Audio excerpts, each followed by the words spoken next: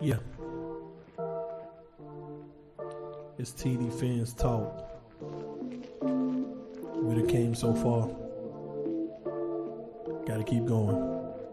Hey, this is 2022. TD on the mic repping my team. Yeah, that's what I'm gonna do. Over 20,000 subs. Look at how much we done grew. Shout out DDW. He's great and that's my peer review. These haters keep on hating and it's starting to feel like deja vu. Insanity and Chef Jew. I can't forget my day one crew. EM Reason Ball Game. The recognition's overdue. I share with you my point of view and this is what it's got us to success. My haters say I'm a mess. They say that I'm a pest and I depress. And I'm obsessed with causing stress, better yet distress they can't suppress. Nonetheless, I just impress because I'm blessed and they oppress. I know the answers, they just guess. When they play checkers, I play chess. When they regress, I make progress. And my attention, they get less. They feel neglected, CPS. If they don't pay, I repossess. Now I digress and decompress and take recess and clear my chest. I must confess, I am the best. Like, hey, this is 2022. TD on the mic repping my team. Yeah, that's what I'm gonna do. Over 20,000 subs. Look at how much we done grew. Shout out DDW. He's great and that's my peer review. These haters keep on hating and it's starting to feel like deja vu. Insanity and Chef Jew. I can't forget my day one crew. EM Reason Ball Game. The recognition's overdue. I share with you my point of view and this is what it's got us to success. On the road to the Super Bowl, no matter the cost, man, we willing to pay the toll. 50 plus years and they all ended in tears. Now it's time to pop bottles, celebrate, scream cheers. Hey, this is 2022. TD on the mic repping my team. Yeah, that's what I'm gonna do. Over 20,000 subs. Look at how much we done grew. Shout out to my day one crew. We only here because of you. Shout out to my day one crew. We only here because of you. I'm starting to jam to my own song. Woo! What's up, everybody, man? We are back for part 2 of the 53-man roster for the Miami Dolphins. Besides that, we also got some other information that's coming through. I don't know what's as y'all know, Jimmy G restructured his contract. He'll be back with the 49ers unless he unless somebody wants to trade for him and he wants to waive his no trade clause to go somewhere specifically, which he might do within the confines of the season for whoever may need him. So that'll be an ongoing situation, but he does give the 49ers some cap relief. And just in case they have an issue at the quarterback position, they still have him in-house to try to help win some games. Then you got Lamar Jackson out here. Do y'all see what Lamar out here doing? So basically, there was this rumor going around that said that the Baltimore Ravens offer him a $250 million contract. Lamar basically came out and said that is a lie. They never offered me $250 million. And now he's out here playing little games again. Somebody posted a picture of Lamar Jackson in a Miami Dolphin uniform, and he liked it on Twitter. And then he actually tweeted out something mentioning the Miami Dolphins. Let me read what he tweeted real quick. I'm like, oh Lord, here we go with this stuff. Y'all give me a second. Let me find what he tweeted.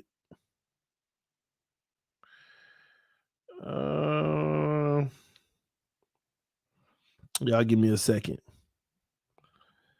If I can find it. All right, that's one of the tweets. Matter of fact, let me just go to my tweets because I actually retweeted it.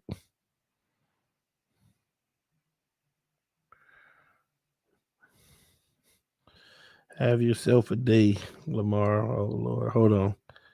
I'm going to read it to y'all in a second. So he also tweeted something that said, growing up, the Dallas Cowboys was my favorite team, but the Miami Dolphins are my number 2. So everybody is around here sharing these tweets and all of this stuff because Lamar Jackson out here sending little subliminals. I don't know what it means. All I know is, man, it's Tua Tagovailoa's time right now, and we need him to ball out so we don't have to worry about anything else. Hopefully he does that so we're not sitting here talking about who our quarterback is going to be next year. Okay. Of course, we like that we have Skyler, an up-and-coming prospect, but remember, he's still a prospect. He's not like a made man in this league or nothing like that. So we just need Tua to become the guy. Come ball out, young fella. You know, give us 2 more years of saving some money before we got to give you some real money. And make this easy for us, man. It's all on you. You got the weapons. There will be no excuse. I mean, you got like some really nice wide receivers, some good running backs. The line look like it may be solid. Just get the job done, take care of business, and become our franchise quarterback. It's that simple. We don't have to look into the Lamar Jackson thing, the Skyler Thompson thing. At the end of the day, Tua, just be the guy. Just show everybody that you are the guy. Be our franchise quarterback. That's it, y'all. It's that simple. We got to stop all this arguing and fighting. Tua just need to become the guy. What it's going to take for him to become the guy, he got to be great this year, man. With this level of weapons, he got to be great. He got to play at a whole nother level. Everybody out here, become a top 12 quarterback. With these weapons, you got to be top 8 in my eyes. And I keep saying that. Some people don't like that. Some people get mad. That's your business. He got to be a top 8 quarterback. Tell me what quarterbacks in this league got these kind of weapons. And if you do tell me what quarterback in this league got these kind of weapons, they top 8. They top 8. And that's what it's about. You got to be a top 8 quarterback, man. Quarterbacks only dream of these kind of weapons. So let's get it done too. It's only you, man. Screw all that other stuff. Screw all that Lamar, Skyler, all of that stuff. You be the guy. Just be top 8. I mean, don't get me wrong. You get 9 or 10, I'm fine with that. But I'm just saying you got to be top 8 to guarantee we know you the guy. But you get 9 and 10. Low key, that's fine. But I ain't with all that 11, 12 stuff. You got to be top 10 minimum. All right. So we'll see. All right. We got the Patriots week 1 coming up. We're going to finish this 53-man roster. Before we do that, man, listen, at the end of the day, I don't think any Dolphin fan, real talk, should take anything out of preseason. What happened this year? There was some ups, there was some downs. We just got to wait for the regular season to see what we get on the field. I'm starting to not like the new preseasons because a lot of the greatest players aren't playing at all. Most of the great players aren't playing at all. Half of the league, the starting quarterback never played preseason. I mean, you got people like Ryan Tannehill who never played a preseason game. So that's why it's like, man, yeah. No, we gotta Dak Prescott didn't play a preseason game. Aaron Rodgers didn't play a preseason game. Brady only played because he was away from the team, and then he ripped him apart right up down the field. So I don't like this new preseason because it's not telling you anything. Matter of fact, I like to think that it might be giving teams false hope. That's why I tell Dolphin fans, calm down about the freaking Eagles game. They benched 36 players. Their first and second string did not play. It was all third and fourth. So if we're going to beat up on Skyler Thompson for playing third and fourth stringers, that's exactly what we played on Saturday. Our starters played third and 14. They sat 5 corners and 3 safeties. Let me say that again. They sat 5 corners and 3 safeties. The whole offense wasn't on the field for the Eagles. So at the end of the day, we need to back up for a second because some people feel like what they saw on Saturday means that we can compete with the Buffalo Bills and we're going to put up 40 points a game.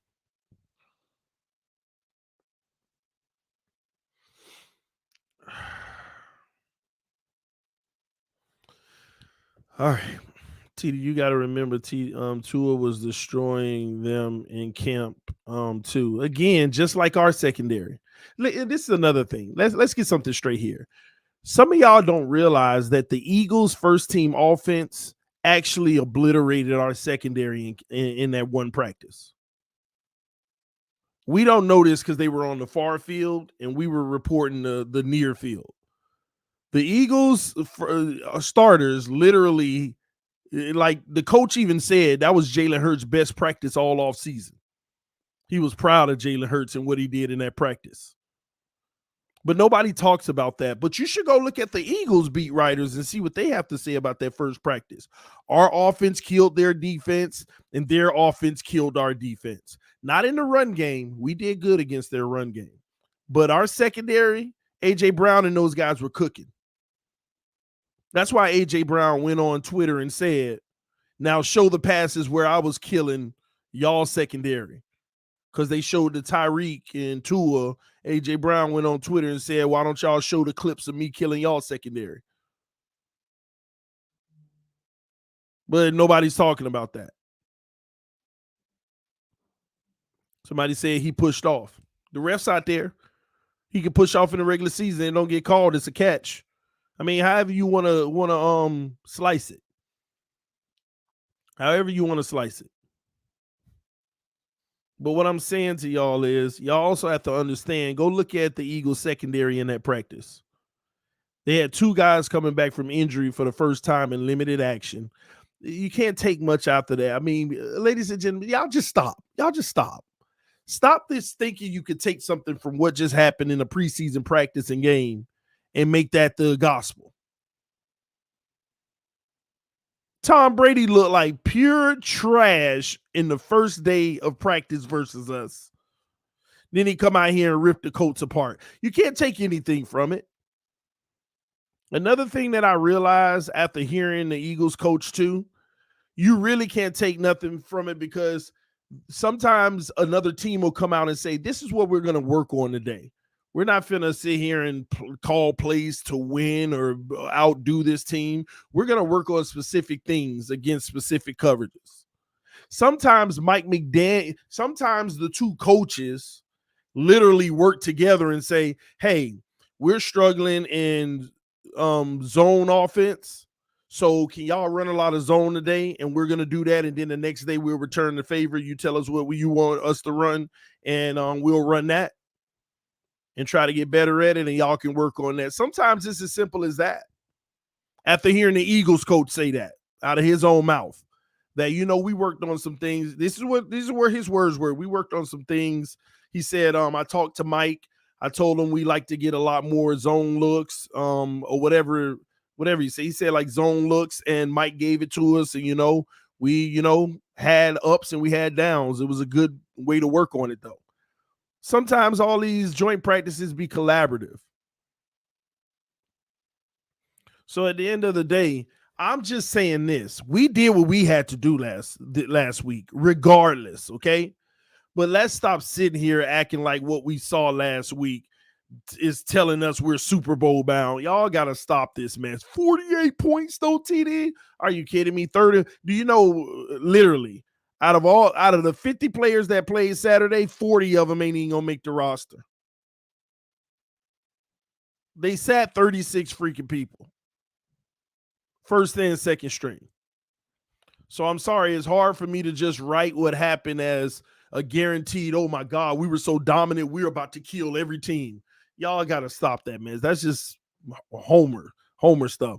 Good to know, just in case Tua don't work out. What are the odds we trade Teddy? Man, it's not likely. Gesicki traded. That would be, I ain't gonna lie, in my opinion, that would be nice. That would be nice in my opinion, But we'll see. We'll see how that goes. T-Rich said, yeah, Eagles didn't look competitive at all. We won't know until the regular season.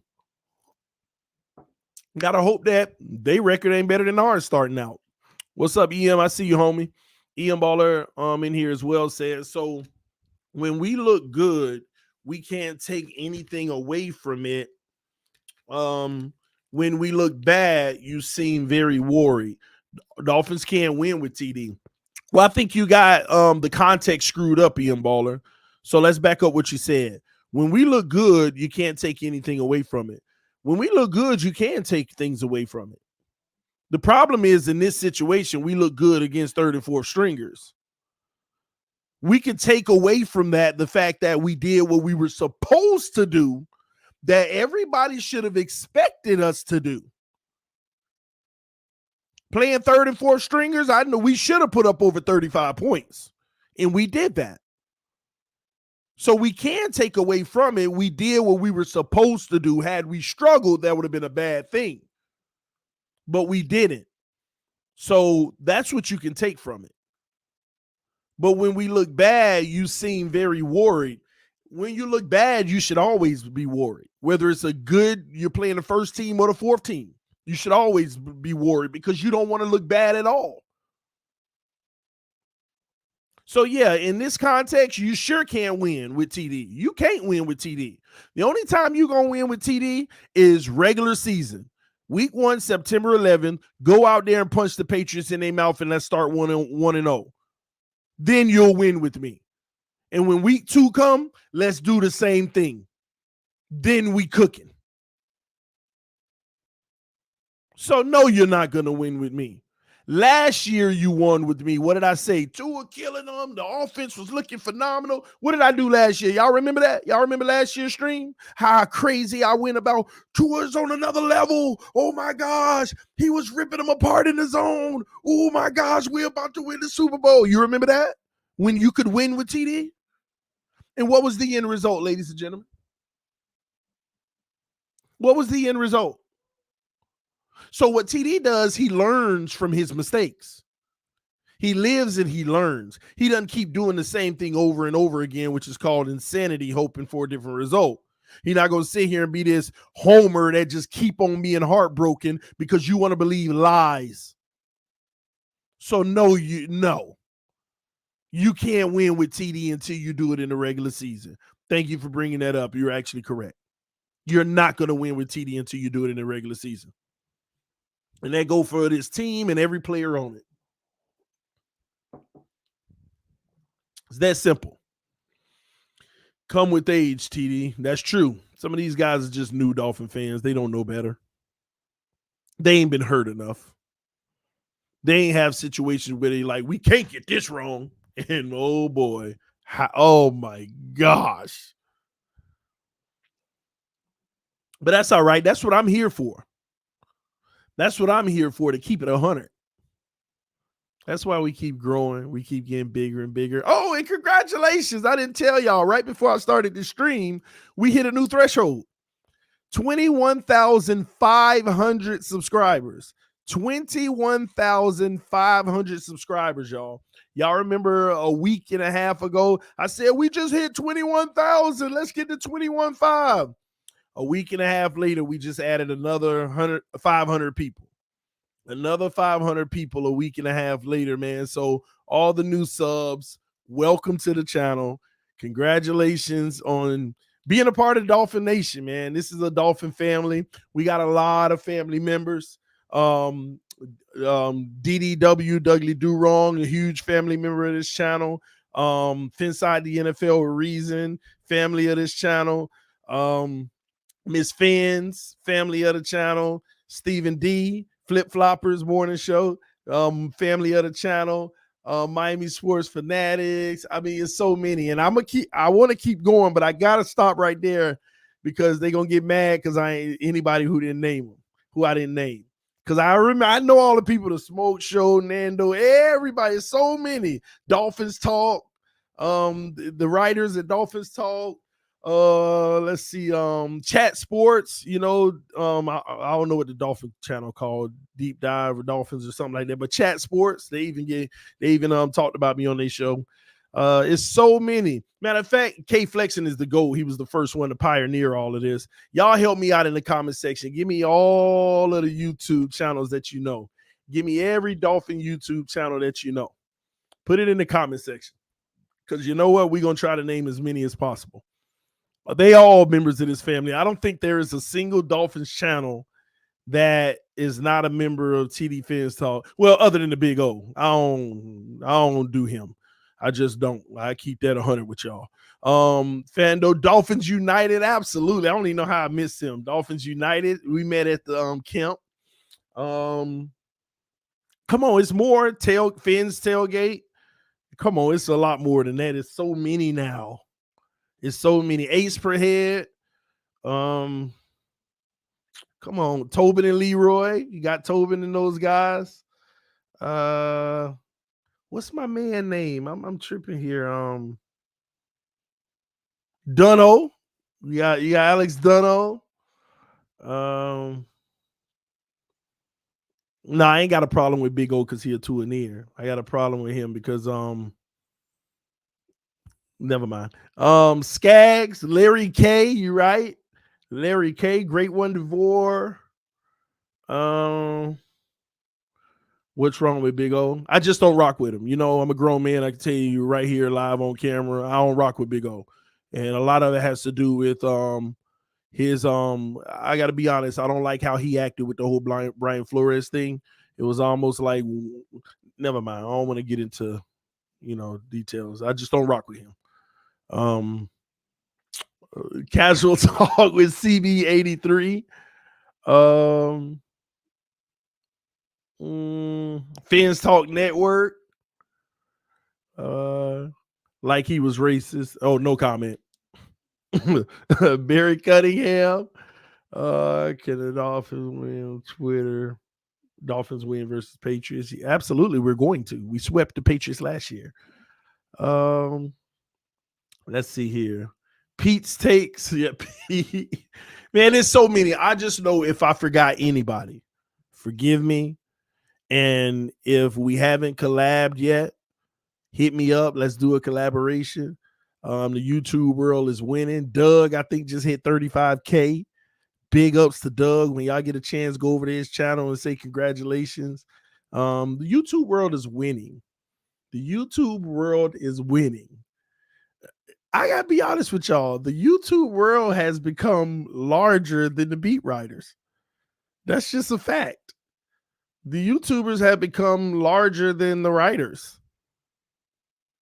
Now, they may be rocking it on Twitter, but of course, this is our arena, YouTube. We have become vastly influential.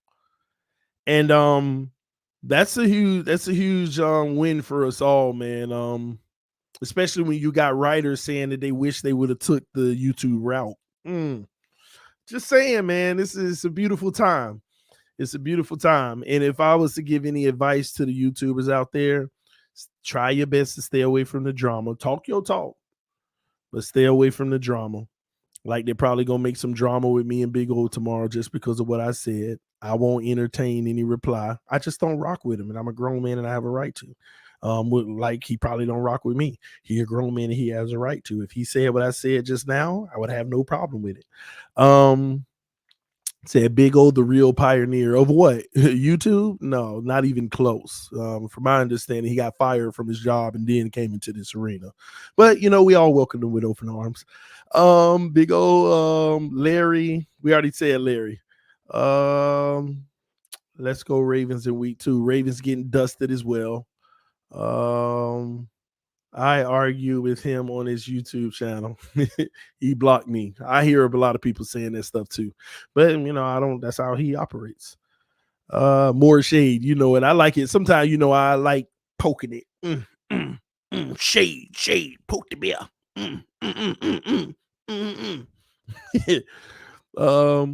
TD, just chill, bro. Why? I don't have to. I'm a grown man. I do as I please, when I please, where I please, why I please, how I please. I ain't got to chill for nobody. TD messy tonight. No, I ain't messy. I'm very direct. I haven't been messy. Messy is trying to be indirect on subliminals. No, I've been very clear about everything that I've said tonight. Very clear. No messiness, just straight up. It's just how I feel. All right. Heck no. Big O channel sucks. It's only good when he talking to Omar Kelly. I'll leave that alone. I ain't gonna say the man channel suck though. I respect his grind above anything. He grinds. He putting in that work. He working hard. He doing what he got to do to build his platform. And I actually respect the hell out of that with Big O. I just don't rock with him as the person. But as far as his grind and what he's doing over there, I'm actually there. I look up to what he's doing. So I don't want you to get the wrong perception. I respect his grind and what he's doing. Just on a personal note, I don't rock with him. This your channel, bro. Speak your truth. I always do. Fins Tailgate. I think I already mentioned them. I like the different opinions. I agree. And I always tell y'all that, don't I? I always tell y'all, go subscribe to everybody.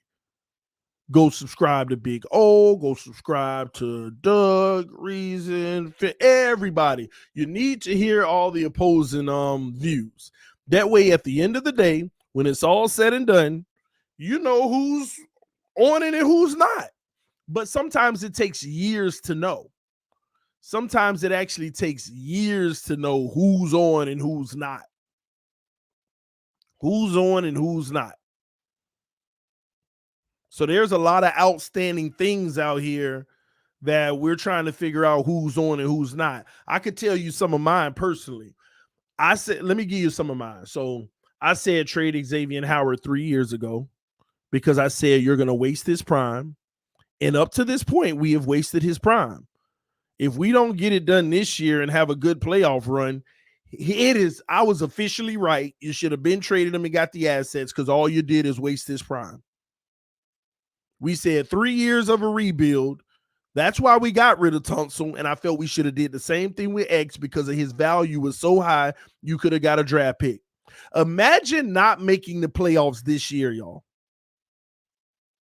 And think about Xavier Howard specifically. If we don't make the playoffs this year, did we officially waste his prime? Yes or no? Yes or no in the comment section. Yes or no in the comment section.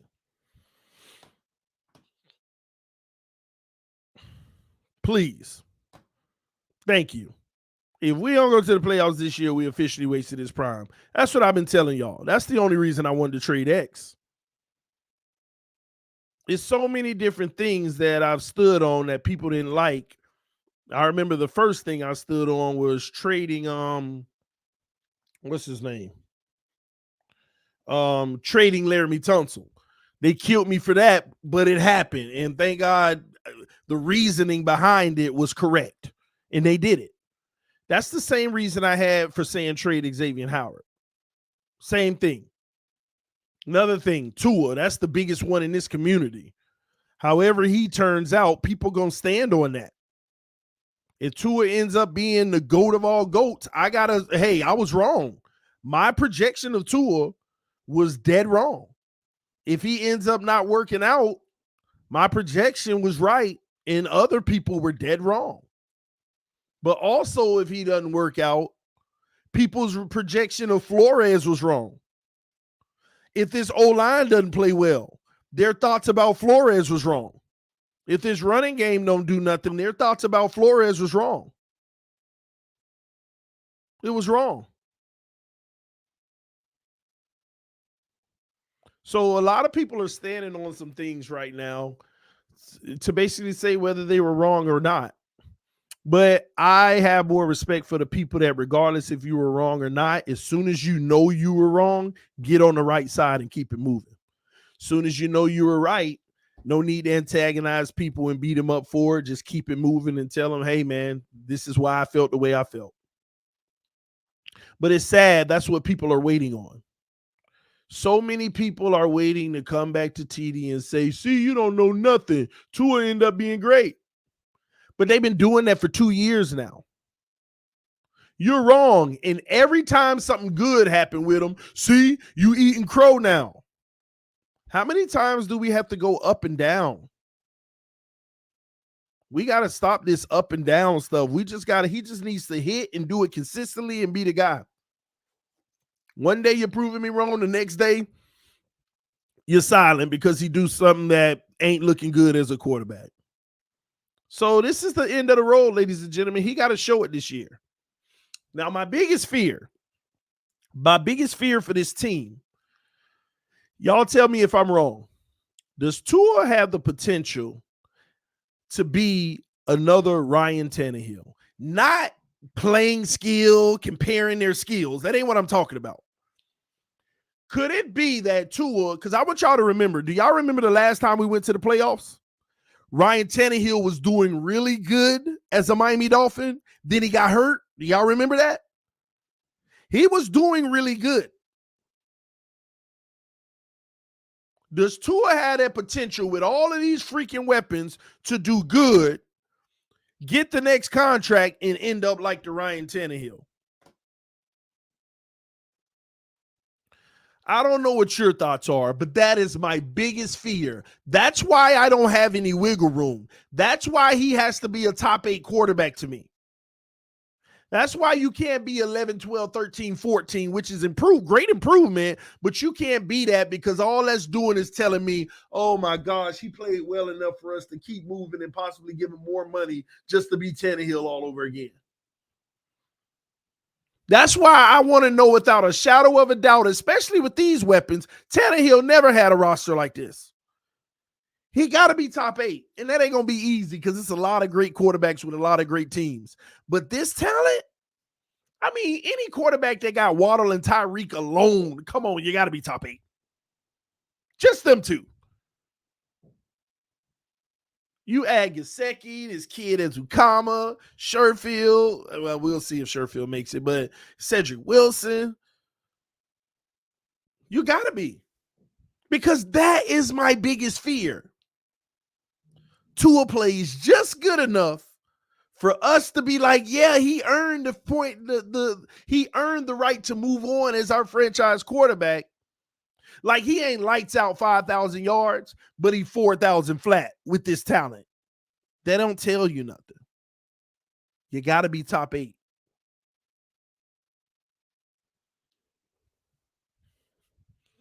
You have to. Have to.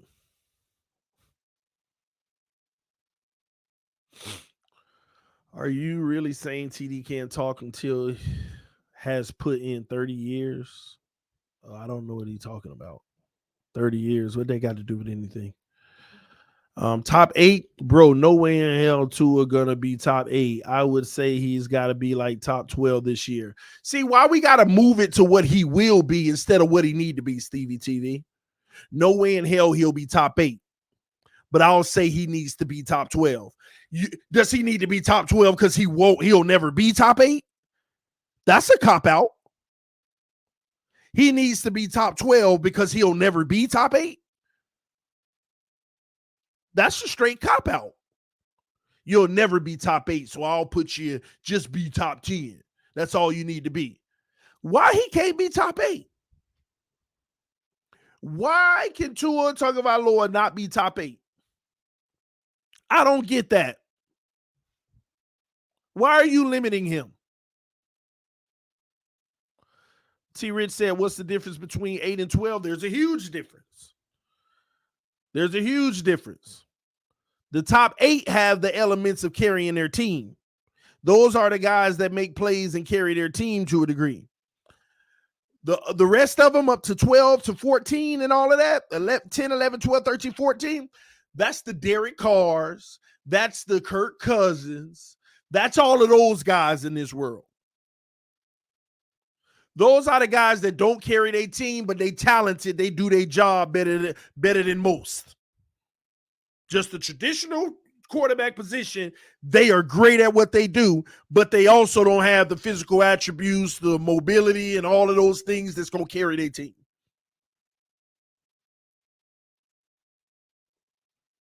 That's why Derek Carr interests me this year. Derek Carr is one of those quarterbacks that's like perennially 8, 9, 10. You see what I mean? But now he got even more weapons. He got to be top 8 this year. With the weapons he has, for him to be the dude, he got to be top 8. Kirk Cousins is another guy, always in that 9, 10, 11, 12 range, 13, 14 even sometimes. I'm just saying, with the weapons we have, Tua got to be top 8. I mean, why is that a big deal? I want you to really go through it. Let's look at the top 5, right? Who's top 5? Let's put our Brady and Rodgers, right? That's 1 and 2. Y'all help me out. Mahomes at number 3. Josh Allen is up there. Who else we want to add? That's 4 right there. Y'all put some in the comment section. Who would you put 5th? And the order may not be exact, but give me those guys who are in the top 8. Russell Wilson. Well, let's pause for a second. When we say Russell Wilson, he had everything around him when he was top 8. Outside of that, Russell Wilson can fall as low as 10 on any given year. You see what I'm saying? Lamar Jackson, I'll put him up there because he barely has the offensive weapons, but he always in the conversation. Herbert, he ain't got no postseason success, but his talent is. Stafford. So we're at 6.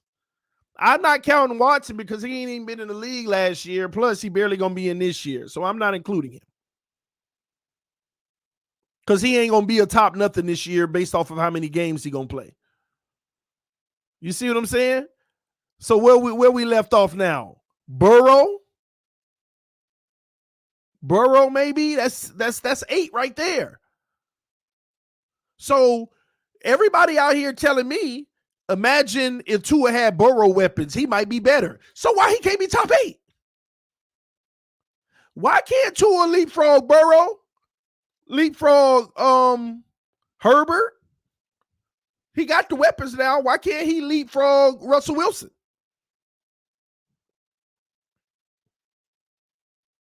Are we really going to limit QB1 like that? Like real talk. Y'all, I am not trolling when I say this. If Tua literally turns it on and he can play like Alabama Tua, y'all killing me. He can at least reach 6. Come on, he can at least reach 6. He can at least reach 6.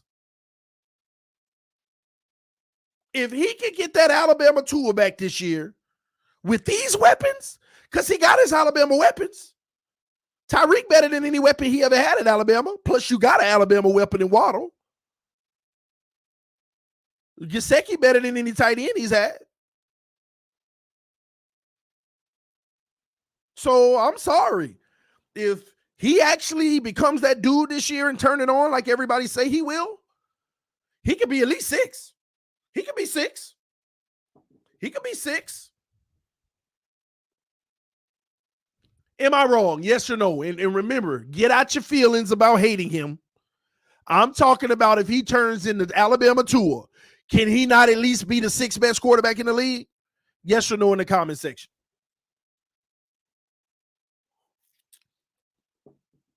Yes or no in the comment section. Get your head, put your hate in your pocket now. I said, if he could get back to Alabama form, and we all know what that was, can he be a top 6 quarterback in the NFL? Where y'all answers at? League or AFC? League. Screw the AFC, the league. Being 6 in the AFC actually ain't good. Absolutely, yes. Heck no. Nope. But you expected too much. Yeah. See, I told y'all if he becomes back to the Alabama Tua, not what you just think he's going to be. I just said if he gets back to Alabama form Tua, can he be top 6 in the NFL? That's why I said some of y'all might need to put y'all, that the hate away. And maybe let me please forgive me for saying that, because maybe it ain't hate. Maybe your answer is just no. He still can. Okay. My bad. I just think he can. So I'm not going to limit his ceiling this year and his potential.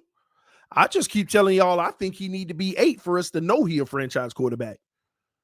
If he's the 12th best quarterback, I'm sorry. I'm going to sit here like, here we go with the Tannehill again, and then we got 3 more years of TD hating. Because at that point, if he ain't top 8, then he got to win a Super Bowl to change my mind. Because ain't that what it's about anyway? I'm sorry. I love me some Dan Marino. Grew up loving me Dan Marino. Dan Marino could do no wrong. He is the greatest of all time to not win a Super Bowl. But he ain't get a ring. And that's what I don't like about Dan Marino. He ain't got a ring. So as much as we looking for the next Dan Marino, I'm not. I'm looking for the next Super Bowl winning quarterback. That's just 100. I'm just keeping it 100. I'm looking for the next Super Bowl winning quarterback. Whatever that takes. It may be a guy not as good as Dan Marino, or it may need to be a guy that end up being better. I don't know. I'm just looking for the next Super Bowl winning quarterback. Dan ain't get one.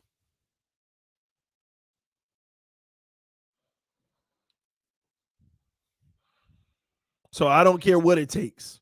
We need to construct a team that is going to get it done.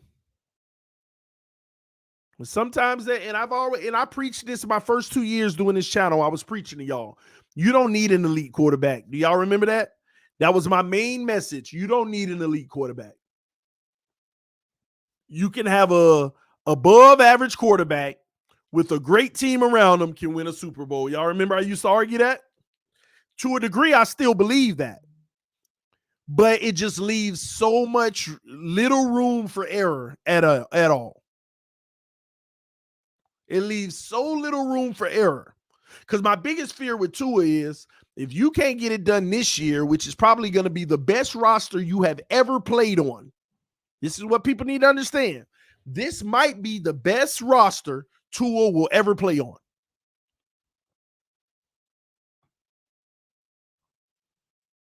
Might be the best one.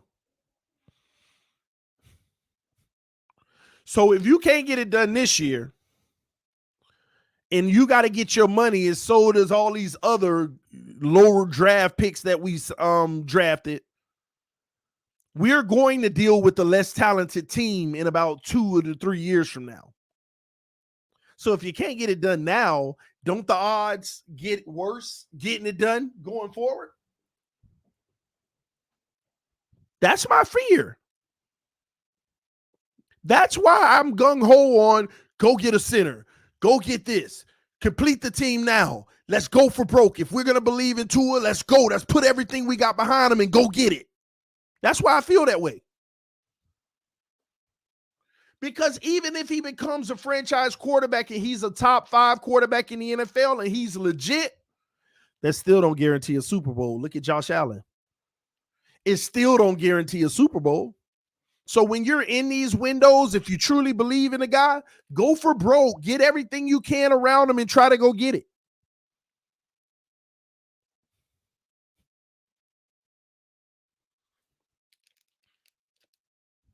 Go get it.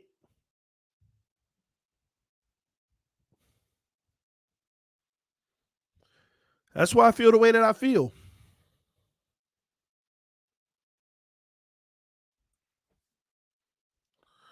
TD said Tannehill was top 12 with us.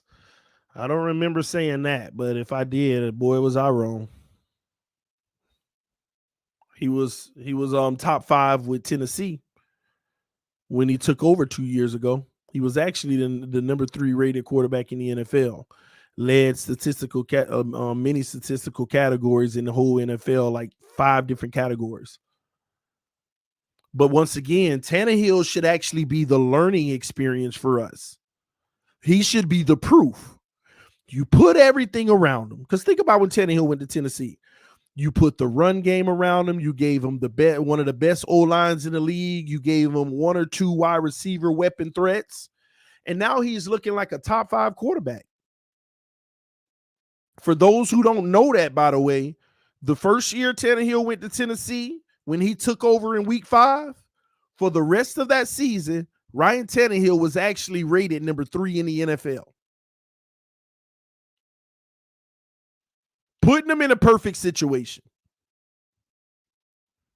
And he earned a new contract with them. Now you're struggling to find enough receiver weapons. You're struggling to get the right mix of the O-line over there.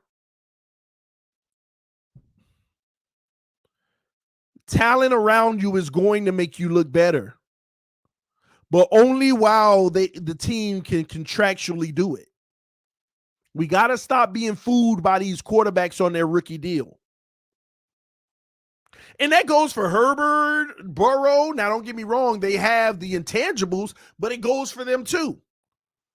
How does guys look when they don't have everything around them?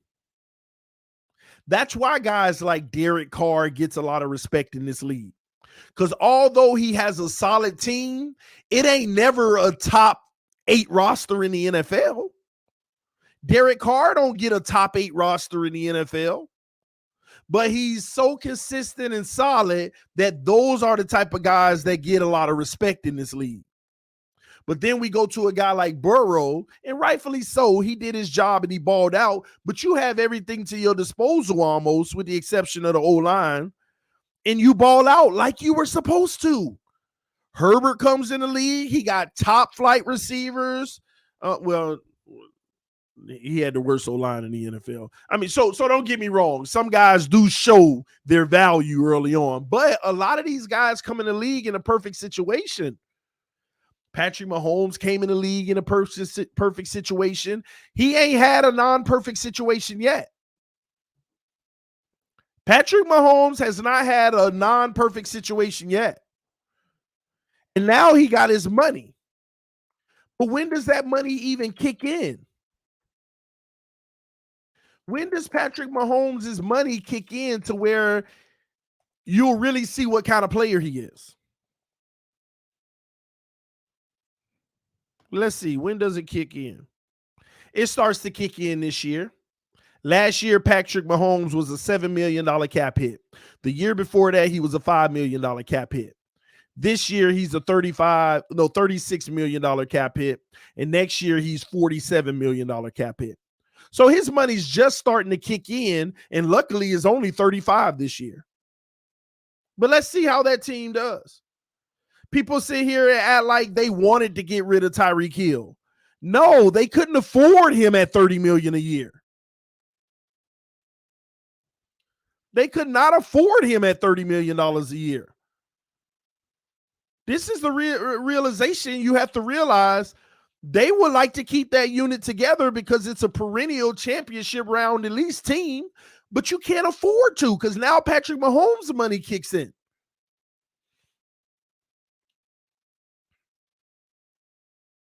This is what you go through in the NFL.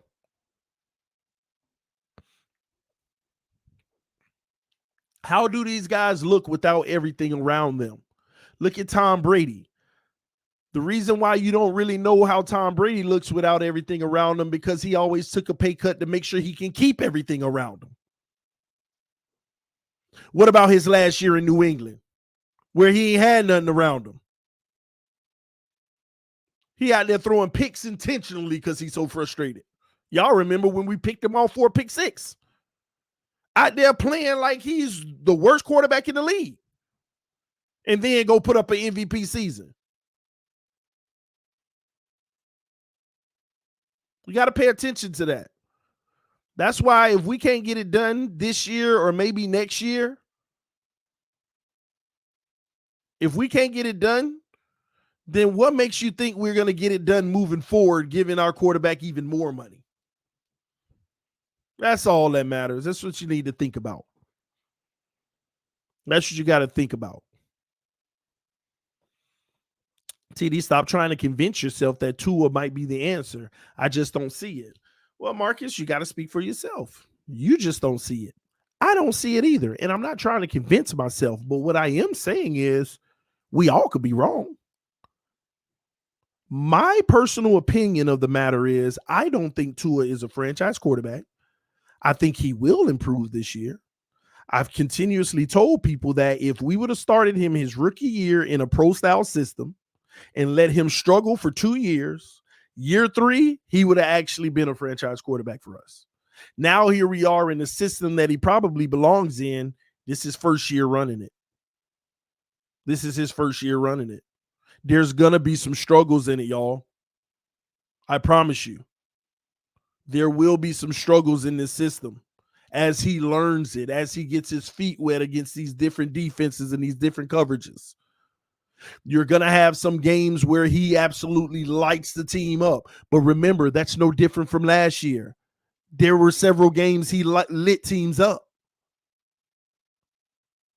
But you're also going to have those Tennessee games potentially.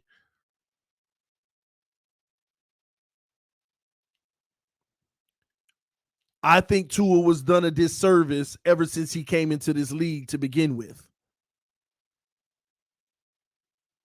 Can we blame Flores and his staff for that?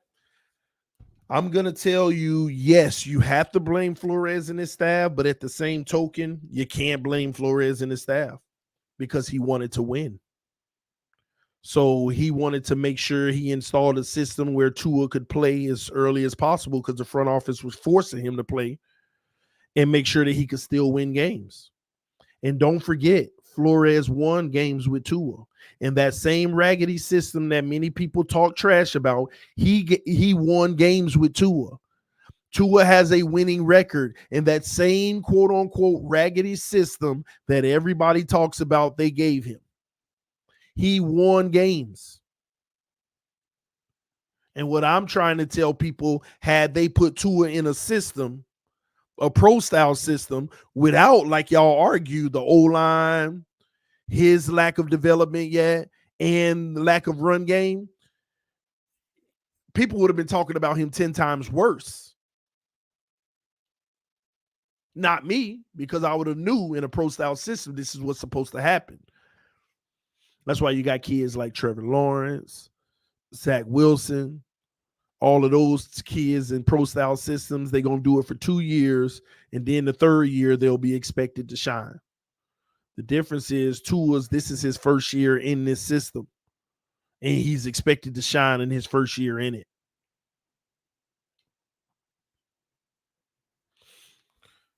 So Flores is the reason Minka left. That's not true. People were whispering in Minka's ear, you got to get out of there. Have you finished the 53? I'm glad you said that, because that's actually what we are going to do now. Finish the 53-man roster. As you can see, we got a few different spots left. I hope y'all have been thinking about it. I'm going to drop the link real quick. Let some of y'all come in and talk to me about the 53-man roster and help me. Listen, football heads only. Don't come in unless you're a football head, unless you already know who you would be putting in these open slots. And if we ain't got nobody, then we'll do it together in polling. But I just dropped the link. Only football heads come in. Let's talk about it, because we got to figure out who our right defensive end backup is going to be. It's different guys we got to figure out.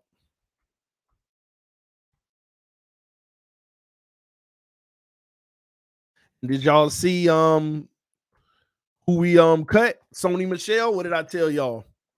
What did I tell y'all in the last stream? I told y'all Sony Michel ain't gonna be here. I got Salvin Ahmed.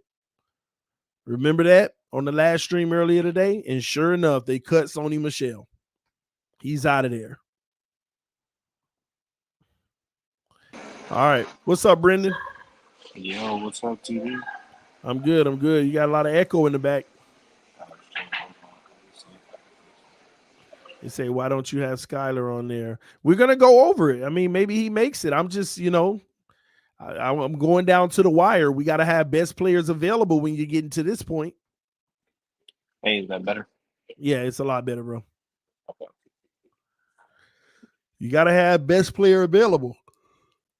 Oh, man. Man, so far, this roster is looking pretty good. It's 53, man. It's a lot of hard cuts still, though.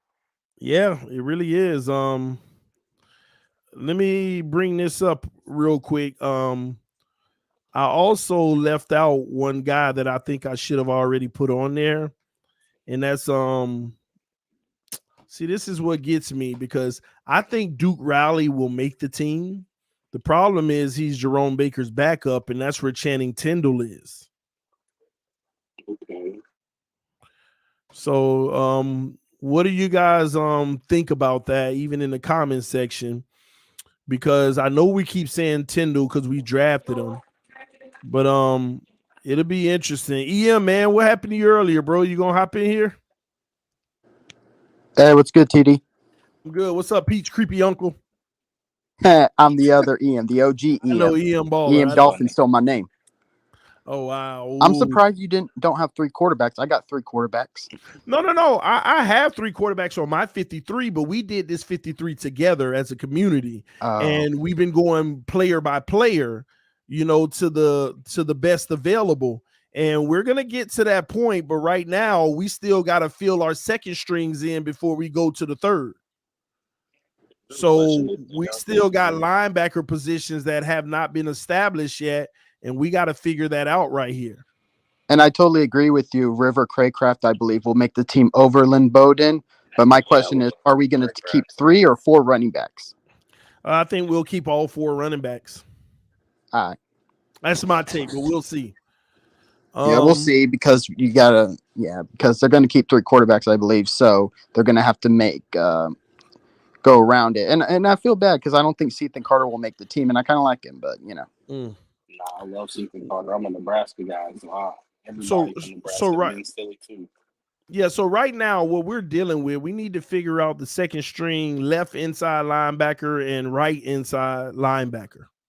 Isn't that Duke Riley? Well, that's the thing. Technically on the depth chart, Duke Riley is Jerome Baker's backup. But that's but you would think that Tyndall and Duke Riley are both the backup inside linebackers pretty much. So, regardless of the side. Regardless, yes. Yeah, what you think about that, Yim? I thought you wanted only football heads up here. Why is... You are so right. Let me get you out of here. Oh, okay. He got him. Hey, man, sorry about earlier, bro. I had to I got tied up working. So but to an ear convention. I got you. You good. I hear you, man. I hear you. That's what's up. Salute to the panel. Was good, gentlemen. We good. So we having a hard time right now with this linebacking core because we know Jerome Baker is the starting right side inside linebacker and Landon Roberts is the left side. But right. They're backups because we're in a conundrum between Channing Tindall, Duke Riley, Sammy Guavin, Cameron Good. But Cameron Good is more of a Sam or wheel, not an inside. He's a wheel. A wheel. Yeah. So yeah, Channing Tindall and Duke Riley gonna make the team. I mean, that's what I'm saying. They're locks. Yeah. I mean, that's no conversation right there. But now after that, that might be a conversation we need to have. But though you can lock those 2 in, bro. Yeah, and regardless of where they line up, because Boyer's going to put players in a position to succeed. So, Jerome Baker, even though he's pretty much an inside linebacker, he's going to do a lot of blitzing, a lot of quarterback spies. So let's say this then. Right defensive end. Emmanuel Ogbah is the starting right defensive end. Right. Who's going to be number 2?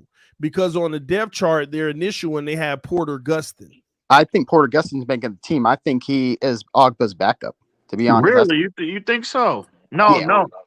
That's going to be that position is going to be Flowers. We already have Trey Flowers. He already has Flowers on there, but he has him in he's the Sam. Nah, bro. Flowers is going. He's gonna play on the line. He's not playing. That's what I was thinking. I figured he's not playing off the backup. ball, bro. Well, the team has him listed behind Jalen Phillips on their depth chart. Yeah, they might have it right now, but I don't think that's gonna be the case. That'll be changed. But so either way, even if we put him on the right defensive end, right? Mm-hmm. That means we need to figure out the Sam linebacker number 2. I think that's for Justin. Because isn't he a Sam? Because I thought he's a hybrid. So all of them. Well, Brennan Scarlett is what's left. Yeah, I don't think Scarlett's going to make the team. Yeah, he's been relatively quiet throughout the offseason. I forgot he was still on the roster. Yeah, I know. That's how crazy. Interesting. Yeah. So who's the backup? That's the question. Well, I heard. I was listening to Big O earlier, and don't tell TD that. What's his name? Alan Pupar was on there, and he was pretty high. Both of them were pretty high on Cameron Good because of his versatility. Being able to play on the ball and play off the ball. I mean, what the requirement for Boyer, even going back to Flores about the versatility requirement that they have on all their linebackers. See, I I figured that because they have Cameron Good on the as the weak side linebacker behind Melvin Ingram and Andrew Van Ginkel, and then it's Cameron Good. Yeah, but I don't think anyone's going to pick up Cameron Good, so we can hide him in the practice squad, to be honest. Maybe, but apparently, from what Pupar was saying, that he's quietly impressed the coaches. So actually, he said he's been way more impressive than what Channing Tyndall has been. But Tyndall is making a roster, regardless. based on his draft status alone. So but Tyndall also has a lot of upside. Well, I'm putting him in because there's no one else to fill that position anyway, though. That's the best we have to fill the position. Mm-hmm. So it's Porter Gustin and who is the other? Yeah, I was saying Porter Gustin, but it's fine. It's between those two, I guess. I'm making this roster too. So honestly, we've already went through all the 1s and 2s, and this where the rubber meets the road. Now I need that one more lineman. Okay, we already know who our starting linemen are, all the way from Armstead, Eichenberg, Connor Williams, Robert Hunt, Austin Jackson, Michael Dieter. Well, Austin Jackson, but Michael Dieter and Solomon Kinley, I believe, will definitely make this team. You think Robert Jones will make the team? Well, that's what I'm saying. Who's the next man in line? Greg Little. I think Little solidified his position. Yeah, I was never high on Little. He outplayed Coleman for that tackle. You really think he did in one game? Well, Little. They said he's been steady throughout the offseason. No, I'm just pushing back. I know he has. I'm just saying. Yeah. So no, it's just not about what. I mean, he looked very good Saturday. I'm not happy with him being our swing tackle, but I'm okay with it. Mm-hmm. Like it could be worse. Like there are other teams that our lines are so bad that their swing tackles are just awful. And who knows? Hey, I'm never gonna call you EM anything, but I'm gonna call you baller. But hey, he might have turned a big corner. Pete's creepy uncle. He might have turned a corner. He might have, bro. So and Greg Little, when the year he came out, he was a first-round talent that slid to the second round. So I never saw him as a first-round talent. I remember that draft. I saw him as a third or fourth-round pick, but I thought he was overdrafted. But that's just my opinion. Really interesting. Yeah, I saw he had upside, but I thought he was a long way to go to be a first-round player. Right. But, he might be wrong. Well, he might be in a position now where he might be, that upside he might be cashing in on that upside right now. Maybe. I mean, I don't doubt with this O-line coaching we got. I mean, bruh, I thought Kinley was left for dead, but that dude. I know, right? Man, I went back and watched the game, and I was like, look at this man. I thought Kinley was dead man walking. Exactly. Oh, wow. Oh, EM, I forgot to ask you. Did you see Lamar Jackson out here tweeting? Yeah, man. Lamar, he will not let it die, bro. I grew up a Dallas fan, but Dolphins were second, no doubt. He will not let that. Skyler on him. He will not let that die, huh? All right, so will we have 8 linemen or 9? 9.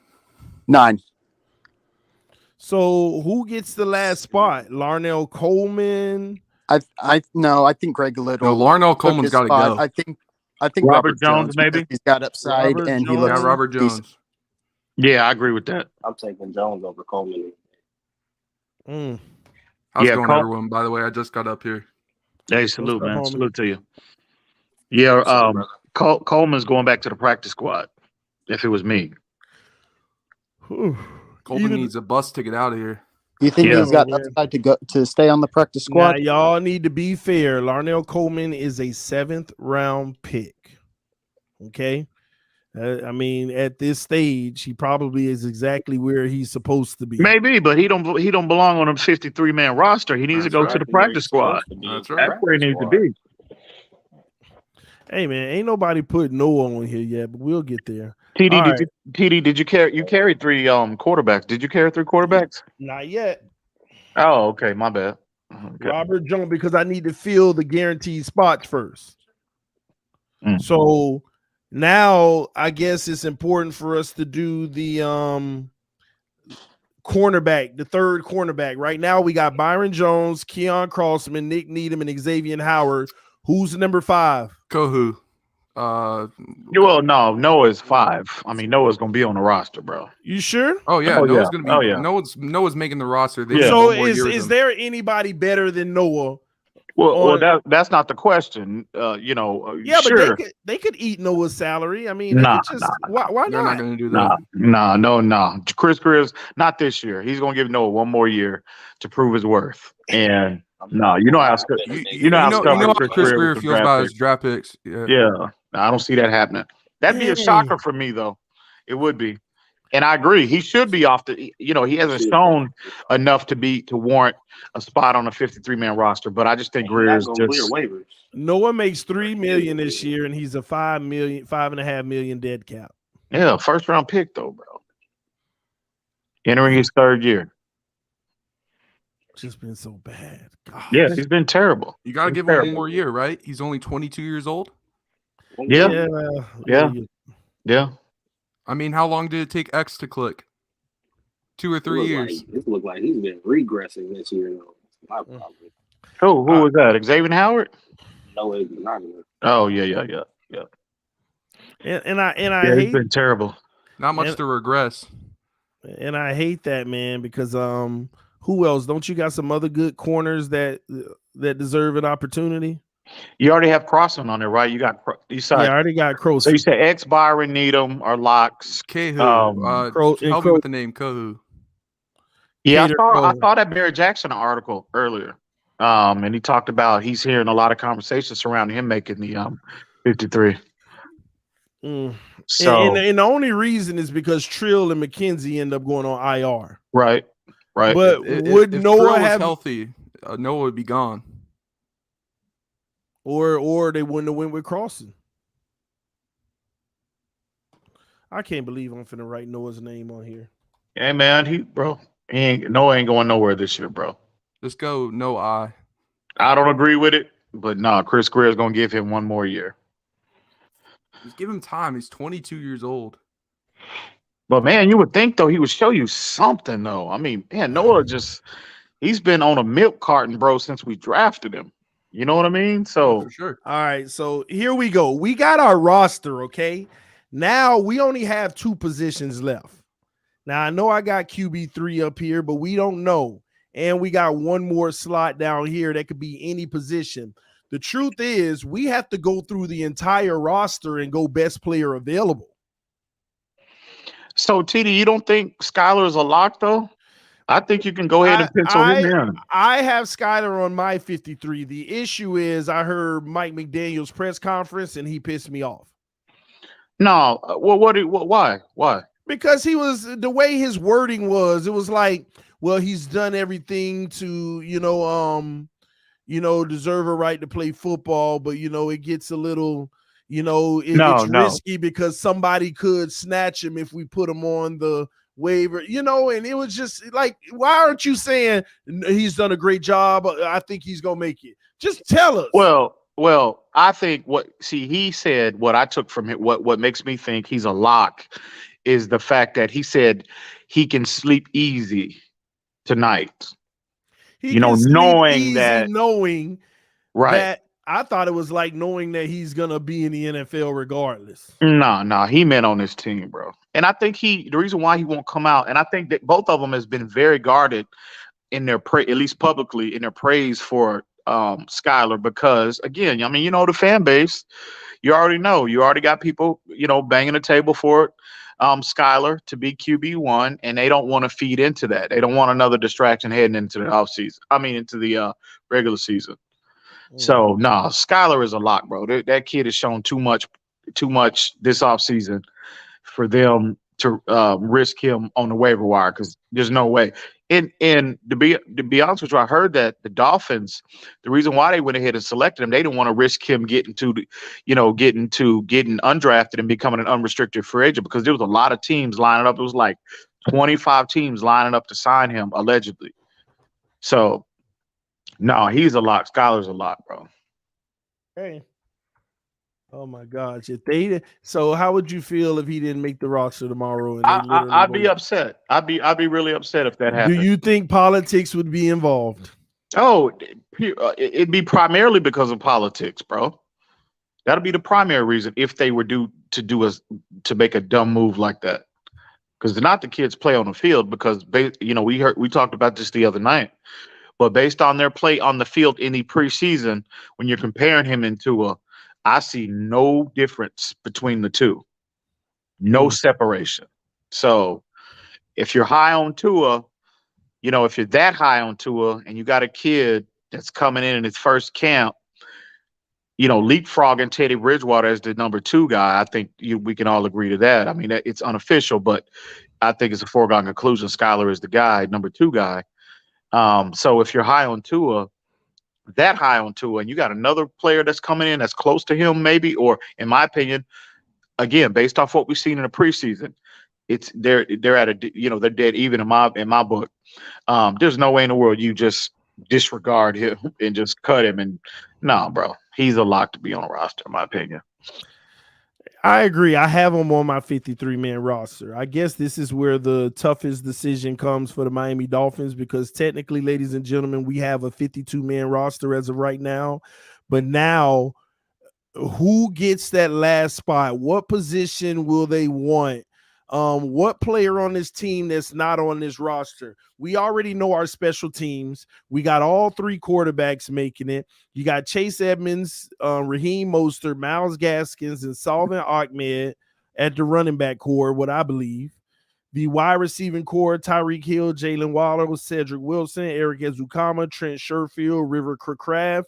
And I picked Craycraft over Lynn Bowden because Craycraft was the actual Mike McDaniel selection. And he's been more consistent than Bowden. And I agree. Let's be real. And Bowden already has a few year head start, and Craycraft has already had production. So a lot of people were mad at me for overriding the chat on that, but we'll see how it turns out. Just my assessment.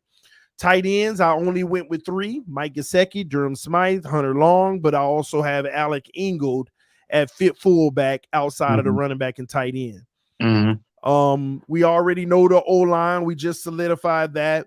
We know about our defensive line. We got Christian Wilkins, Zach Zeiler, Emmanuel Ogbah, Trey Flowers, Raekwon Davis, John Jenkins, Melvin Ingram, Andrew Van Ginkel. Hang on real quick. You didn't show my boy Benito Jones some love, bro? Really? EM, he's my 53-man. Oh, okay. I'm going to let people decide who their number 53 is, but right here in this slide, he's my number 53. We had a debate earlier about it between him and John Jenkins. That's a situation. Those 2 players, man, I'm liking both what I'm seeing from both of them, throughout the offseason. I mean, both of them have played well, in my opinion. And man, that's a tough decision to make. Because John Jenkins, he's on a relatively, definitely a team-friendly deal. I think he's not signed to much money. Both of them are. Well, Benito is still on his rookie contract, though. Yeah, but they both still chump change. Yeah, so man, but that's why he's my 53, Benito. Because they still had him in the third unit. You know what I mean? Right. So at the end of the day, I'm just looking at the writing on the wall, and I'll go ahead and put that in here. Benito Jones, that was my 53rd man. I knew you were going to stop me too as I was reading it because of that. Linebackers, we're talking Andrew Van Ginkel, Landon Roberts, Duke Riley, Jerome Baker, Channing Tindall, Jalen Phillips, Cameron Good. Corners, I think we all are good on that. Xavier Howard, Nick Needham, Noah Benogamy, Byron Jones, Keon Croson. Safeties, Brandon Jones, Eric Rowe. Free safety, Javon Holland, Verone McKinley. You got Verone McKinley making the 53-man roster? Tell me who's going to take that free safety position as a backup. Now, I get why you're saying that, because a lot of guys have also been cross-trained that are at the cornerback position. Well, I mean, why do you think he's a lock? Why does anybody think he's a lock, bro? I'm not saying he's a lock, but who are you going to place in that spot? Elijah Campbell? Yeah, Elijah Campbell. He was on the team last year. Let's poll it, but that ain't a McDaniel guy once again, but let's poll it. But I mean, what has McKinley done to get the nod? You got a player in Elijah Campbell. If you're comparing athletic profiles, he don't compare to Campbell, right? He Kinley has a full year under his belt in terms of NFL experience, right? Familiarity with the scheme, et cetera, et cetera. Verone McKinley's done nothing in the preseason to convince you that he deserves a spot as opposed to a player like Elijah Campbell. And that's the exact reason why. My bad. I'm at work. This is the exact reason why it shocks me that the Miami Dolphins have Campbell third on the depth chart. They have Campbell third on the depth chart, and who behind? But behind McKinley. Oh, really? Yeah, go look at when they first released it, and it still says the same thing right now. That's why it was like, because don't get me wrong, in camp he's made some strong plays, McKinley, but I actually thought that Campbell his name has been mentioned more, but again, I haven't been there the entire camp. I'm super Elijah Campbell. He's been doing good in the preseason games too. He's been showing that. No, I don't get the intrigue. I mean, again, I don't think we should put much stock in that depth chart. What they have out on the web, not at this point. Well, we're polling it. We're polling it right now. Everybody, go ahead and make your vote on YouTube. The poll is up. Let us know who you have as your second free safety. So what do y'all think so far though about the how many running backs did you keep? Four. Four, really? Which ones? Chase, Raheem, Miles, and Ahmed. Yeah, I'm good with that. Yeah, they actually just released on the show, so I was right about that. Somebody makes a good point, because I told y'all last week that we need to watch out for it this week. Will Byron Jones be removed from the pup tomorrow? Yeah, I think he will. He better, bro. He will. He better, because if he doesn't, oh boy, what? We don't have him for the first 4 games, our worst part of the schedule. Oh, so yeah, that's right. In that spot right there. If he's not removed by 4 p.m. tomorrow, then he cannot return, because he will officially transition to the injury reserve IR, and he will not be able to return until week 5 versus the Jets at best. He on Crossman time, baby. He on Crossman time, baby. That's nerve-wracking me. So, all right, we're going to switch it up, ladies and gentlemen. We're going to go ahead with Campbell, because the vote is in. We got 64% Campbell. Good job, Chad. I think a lot of our fan base, bro, they're connecting. Again, I understand McKinley is, Javon Hollins' boy, but I mean, I don't get the intrigue. I'm not the. What's that? That's a strong ally to have. Yeah, I agree. Yeah. I agree, but I mean, I'm not the biggest Ron McKinley fan. I'm just not a fan of his. From the same school. I just think he's too speed deficient to be a productive or a starter at the NFL level. So someone said, what about Sammy Guavin? The room is too deep. Oh, no. Guavin is – no, I got his ticket printed off right now, bro. No, get him up out of here. No, I'm tired of Sam McGuavin, bro. Flashing in the preseason and come to regular season. He on a damn milk carton, bro. Back of a milk carton.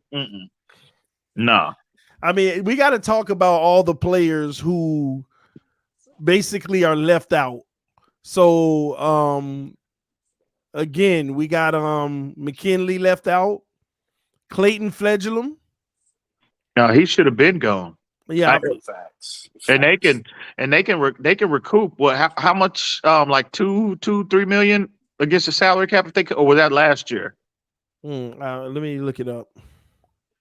Because remember, he was rumored to be cut last year, and it was supposed to be it was going to be a nice little piece, nice little chunk of change that they would have recovered if they would have cut him last year.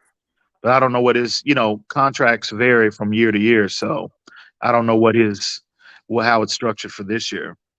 Well, I'm about to find out. I hope that is some good savings. All right, Clayton Fledglam's contract. So what we're looking at with Fledglam is cap hit of $2 million, dead cap of 1.5. So it's only 500,000 savings, and he's actually making money. Regardless if we keep him or not, he gets a check for $1.5 million. And he already restructured his deal this year, bro. Oh, did he? Yes, they gave him a voidable year next year. So with that being said, though, it actually is easier to cut him because that 1.5 dead cap, they could spread it out 750 each for this year and next year. So they would actually they would have cap savings of basically $1.2 million this year. They could save about $1.2 million. It's not terrible. Yeah, I'd move on. I'd move on from him. So that's it. That's interesting. Who else are we moving off of with this roster? Cater, Coho, or however you pronounce it. Brennan. A lot of people really high on him. I haven't really seen it, but still ain't make a big enough name. Brennan Scarlett. They elected to. I mean, he's been quiet this offseason. I haven't heard his name at all. I even forgot he was on the roster. But they did elect to re-sign him and bring him back. Yeah. Well, let's look at the deal. So, I mean, I know that's not a lock. I'm sure he don't have. I mean, it's not like they paid him $10 million to come back, but. Nah, he's a $1 million cap hit and a $500,000 dead cap. Yeah, so he'll get a check of $500,000 if they cut him. But if you got a kid like Cameron Good, or one of these other young promising players that's showing this, might be showing. Well, you know what though? To be honest with you, you have a guy in Trey Flowers. I think that might be the primary reason that they move off of him because Flowers become that primary backup to Agba, because Scarlett was going to be in that role. They were kind of cross-training him in that role as well. He's an outside linebacker, but they were cross-training him at DN and on the interior as well at the 3 technique, from what I was told. And but now that you have Trey Flowers, who's a way more accomplished and established player than what Brennan Scarlett is, that might have sealed his doom. Yeah, he probably gone, bro. I think he is. So then you got we already talked about Sammy Guavin is gone, but then Calvin Munson, he's on IR though. Yeah, I don't even know why he on the team. To be honest with you, he should have been going 2 years ago. He on IR, so he bought it. No, he on IR, so he actually bought himself some more time from a sign standpoint. Let me see who else. Gustin Porter. Gustin. Yeah. He's not on the roster. Ben Steele isn't on the roster. Steele has been flashing, man. Yeah, but who he gonna replace on this? Yeah, I think both of those guys are practice squad, strong practice squad candidates. I don't think they made enough noise to warrant their 53-man roster spot. I'm super high on Ben Stillings. I'm a Nebraska guy, so of course I love Ben Stillings. He's been flashing all season. So y'all also saying that Larnell Coleman would not make the roster? No. Not at all. Keon Smith and Kellen Deesh won't make it. No. John Lovett is on IR, so don't worry about that. Now, is Lovett's on IR? Yeah. You didn't know that? I heard. I didn't know he was on IR, but I heard that they loved him though. So that's a perfect way to keep 2 tight ends on your team. So they love him apparently. What about Sethan Carter? No, he should go. What's up with Tanner Connor? I heard they're high on him too. Yeah, I heard they're extremely high on him. Who? Tanner Connor. Oh yeah. He might mysteriously find himself on the IR too, because I heard they really, really like him. We also don't have Lynn Bowden on here. We also don't have Braylon Sanders. Practice squad. Yeah, practice squad. We also don't have Preston Williams. Oh no, hell no. Preston, he deep fried, bro. And honestly, that's it. I mean, that's it. That's the whole roster. It's nobody we're really missing. It's like this is what we should expect the team to be. Yeah. This is honestly what we should expect the team locked and loaded now. We locked and loaded. Let's go. Let's get it. So now, but now with that being said, here we are with our roster, and it's like, what's our weakest unit now?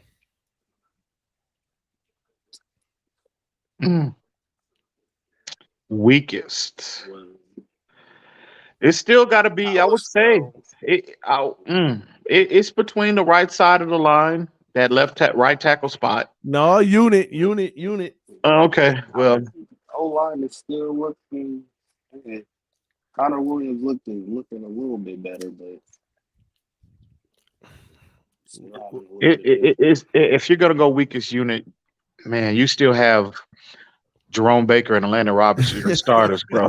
I can't get by that, bro. That is still the weakest unit on this team, man. Amen. Everybody want to say line. Them linebackers. People get mad at me when I say our linebacking core, our interior linebacking core is some of the weakest in the NFL. Oh yeah, yeah. The fan base, they love Jerome, bro. They love Rome.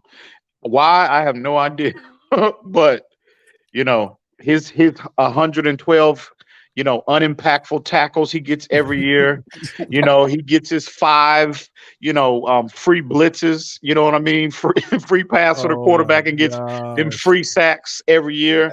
And they look at those numbers and they're like, oh, Jerome is good. Jerome is garbage, bro. Period. So, but it's what it is, man. Oh my God. So what's our strongest unit?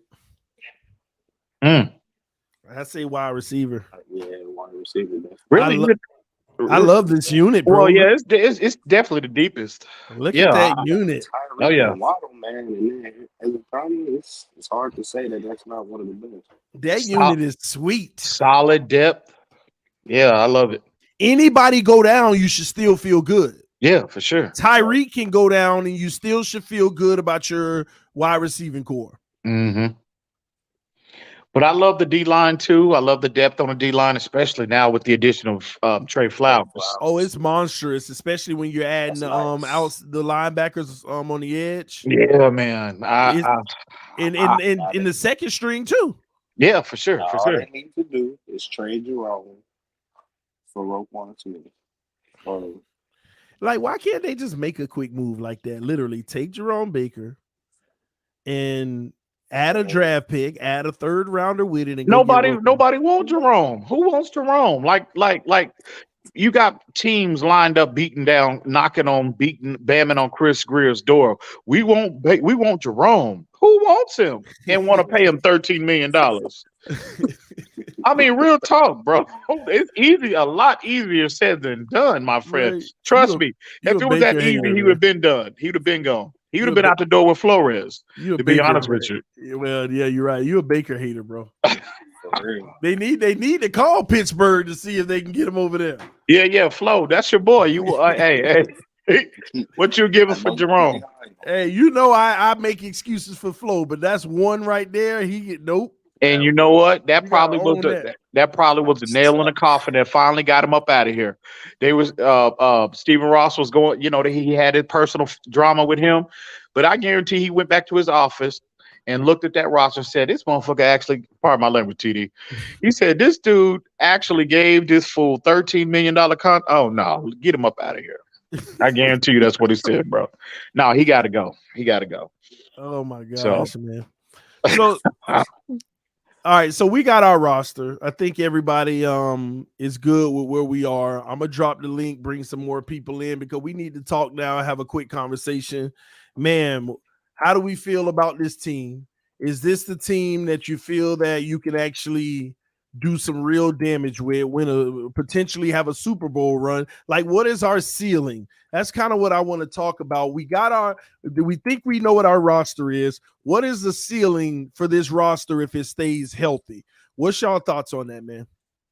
Oh I man, would say our ceiling in the AFC Championship round if Tua can actually do something with these weapons. I agree 100%. You took the words out of my mouth. With this roster, with this collection of talent, I think we are as talented, as any team in the NFL.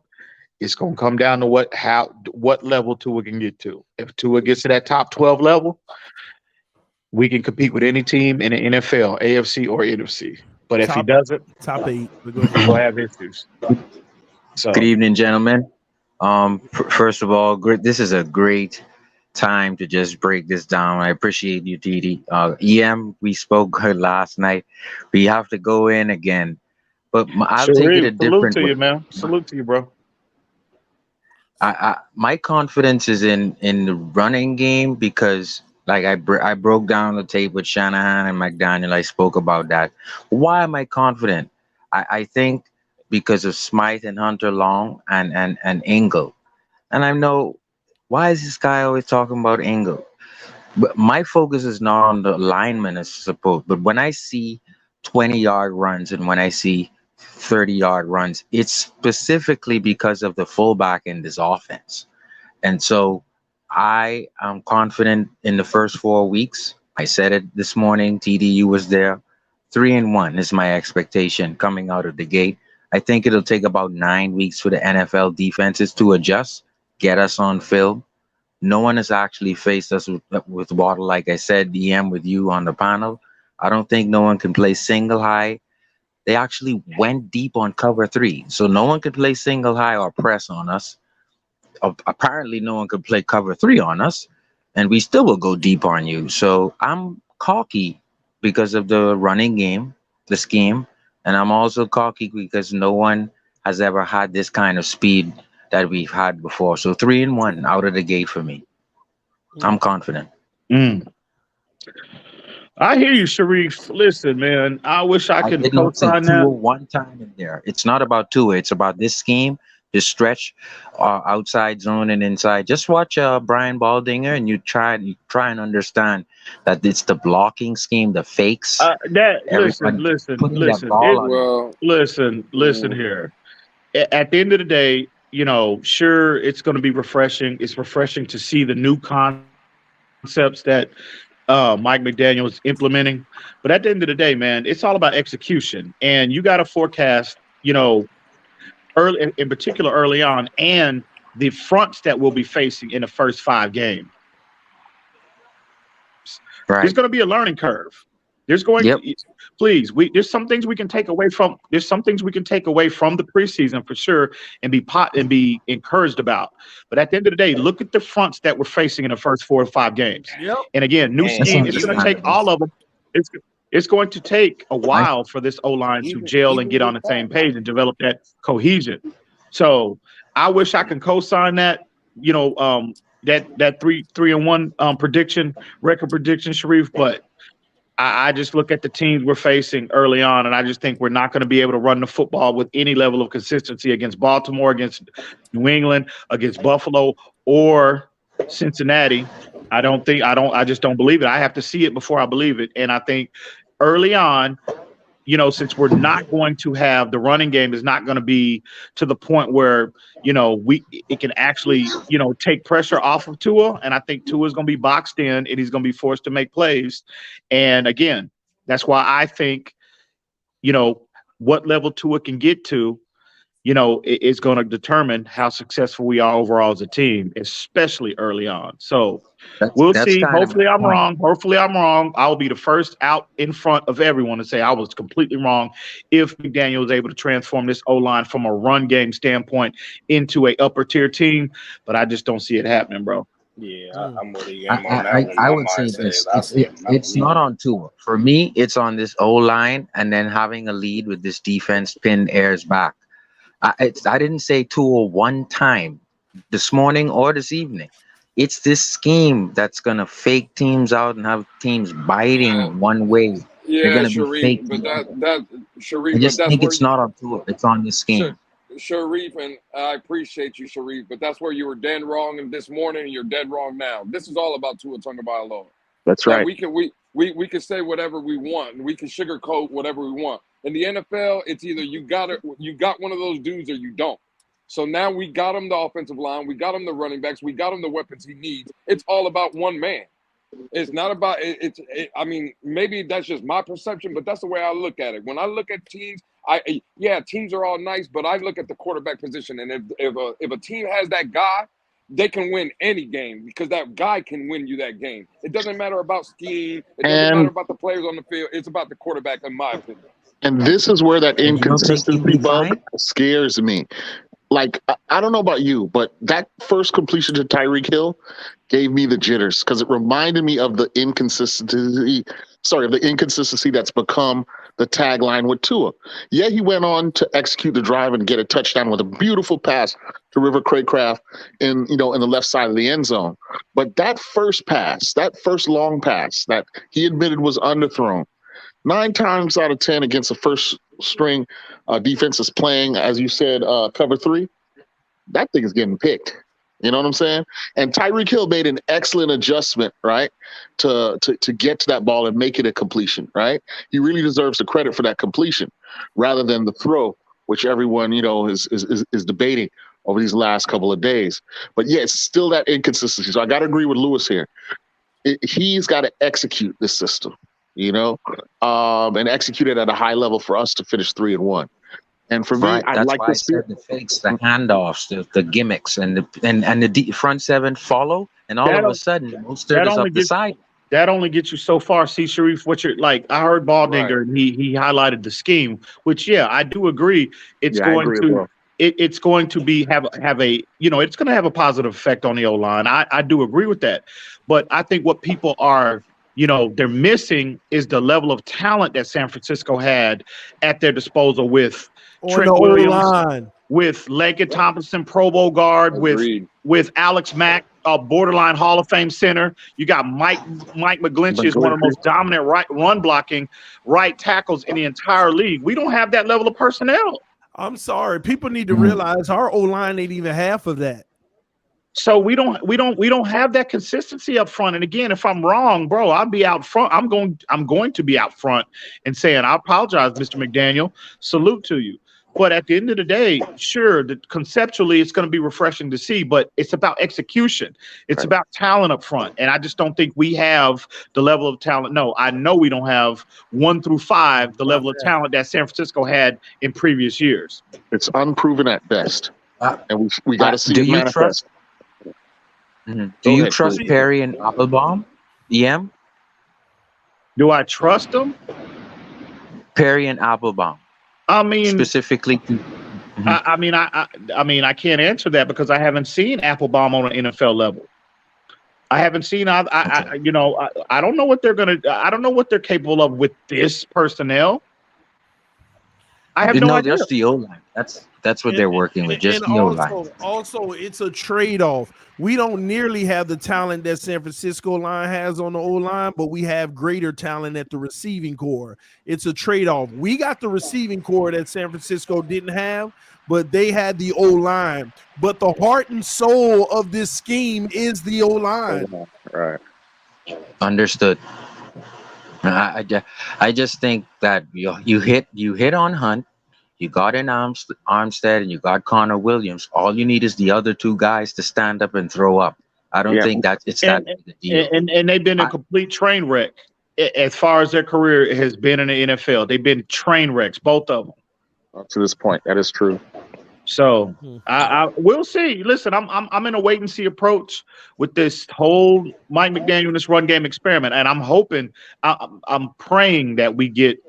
We see consistency. We see a hell of a lot more consistency that we've seen the last 2 years. But I just think, again, I have to see it before I believe it because I'm going off. When was the last time that you saw a quarterback had good pocket presence and damn near fake me at least twice every game?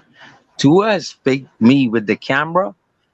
I'm telling you, that fake, what he does, it catches you sometime, to be honest. It catches you. It catches you even watching the game sometimes. I think that fake, he's good at that, and he's already good with the pocket presence. So I think he'll be fine. He'll be fine. I don't think Tua. I don't think Tua's going to be a problem, right? And what I mean by problem, I don't think he's going to be a train wreck. He's going to follow. I will be shocked, absolutely shocked, if Tua completely regresses to the point where he's falling on his face this year with this support system that he has in place now. But again, the only question with Tua, I think Tua will be, he'll be fine. But based off the strength of schedule, right? Based off how we match up with these upper tier teams, again, the question is how high is Tua's ceiling going to be with this talent level on offense? And again, it's more so about who he's facing. In particular in the first 5 games, those teams have dominant defenses. Those teams have, very good offenses to great offenses, and they have top 10 quarterbacks or better already on the level.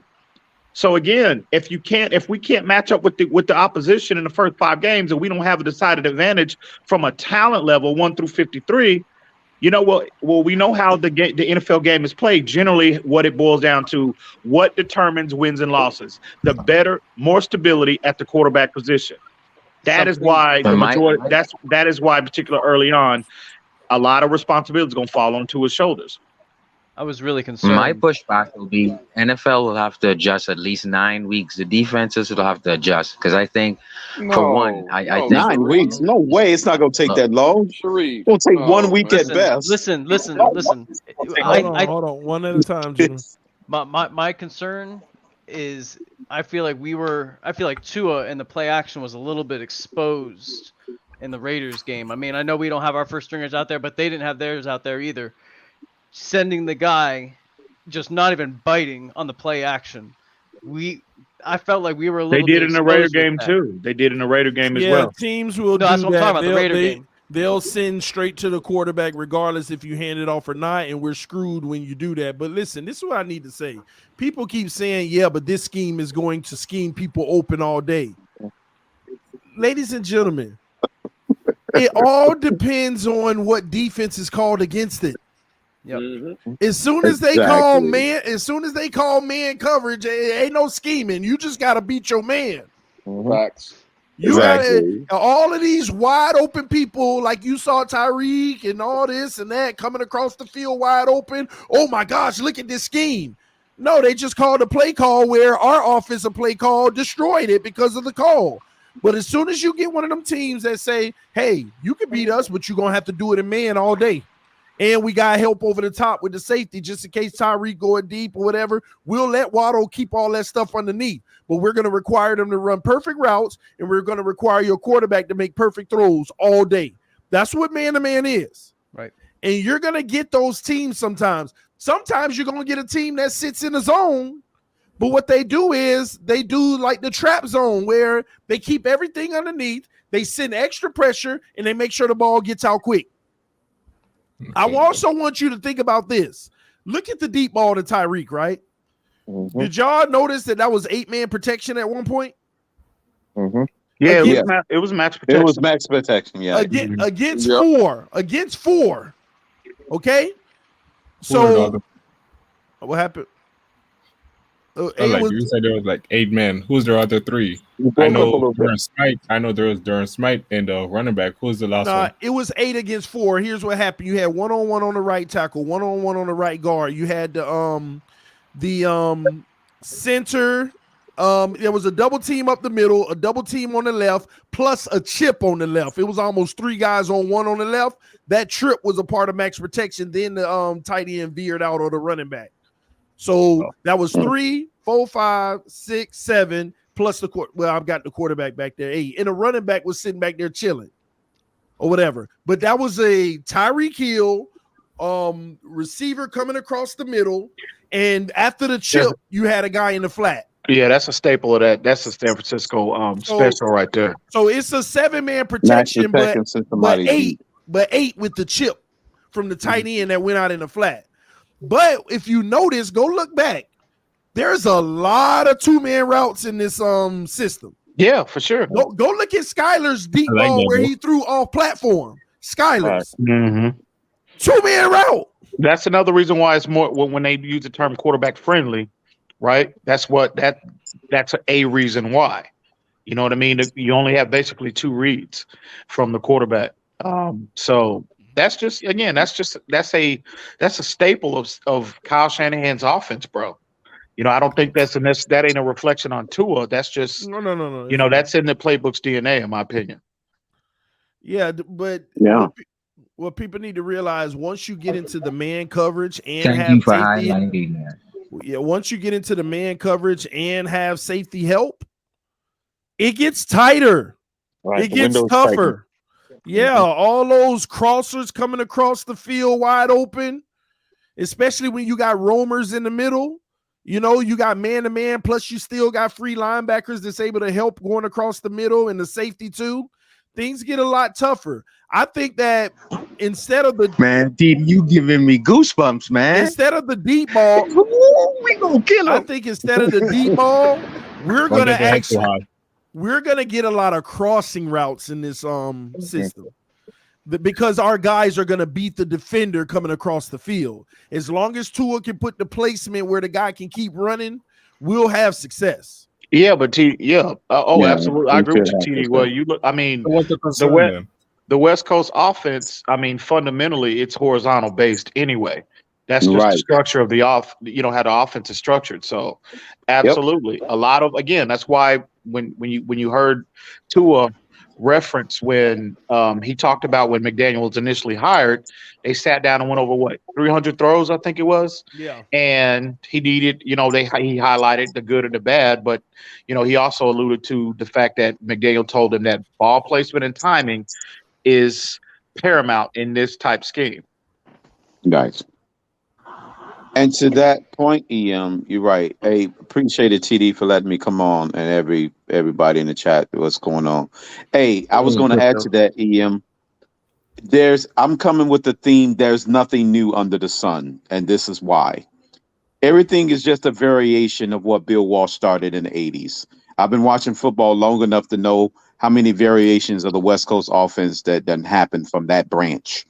This is nothing new. It's up to the defensive coordinators to figure out a complex defensive scheme to stop it. And it won't take long once you have the personnel in place to be able to scheme to confuse the offensive line that's doing all that movement and all this other stuff to cause quarterback to be confused as well. Nothing beats an athletic front four that can cause havoc on the offensive line and throw your timing off. They only need to throw the timing off just enough where you can have an inaccurate throw, an overthrown throw, a sailed throw, and it's in the safety's hands. So if you got the right personnel, any offense could be stopped by any great defense. There's nothing new. I'm 100% in agreement with you, Crypto. 100%. That's kind of been the deadly the premium part is placed on generating an effective running game with this offense as well. You got to be able to basically break a team down and hit that big play and make those safeties come up, or make the defensive coordinator adjust to the pressure you're putting on a defense through the threat of your run. And then you pop some plays off of that, pop the play action off of that. But, that's where the physicality of our offensive line and its approach is going to be critical here, especially in those first 5 games. Yes, and that's why I think, KP, they were play actioning for no reason. Why in game 1 and 2 you're not running the ball successfully, but you're freaking play actioning 7 times in a row? And I'm sitting there saying, McDaniel is slick. He's doing this for the future, or he's what are you play actioning for? And you're not running at all successfully. And I now see he's setting things up. Because people are just gonna bite onto his hand going left or right with that ball. Think of that, right? And now when they think it's in an Ahmed's hand, it's not.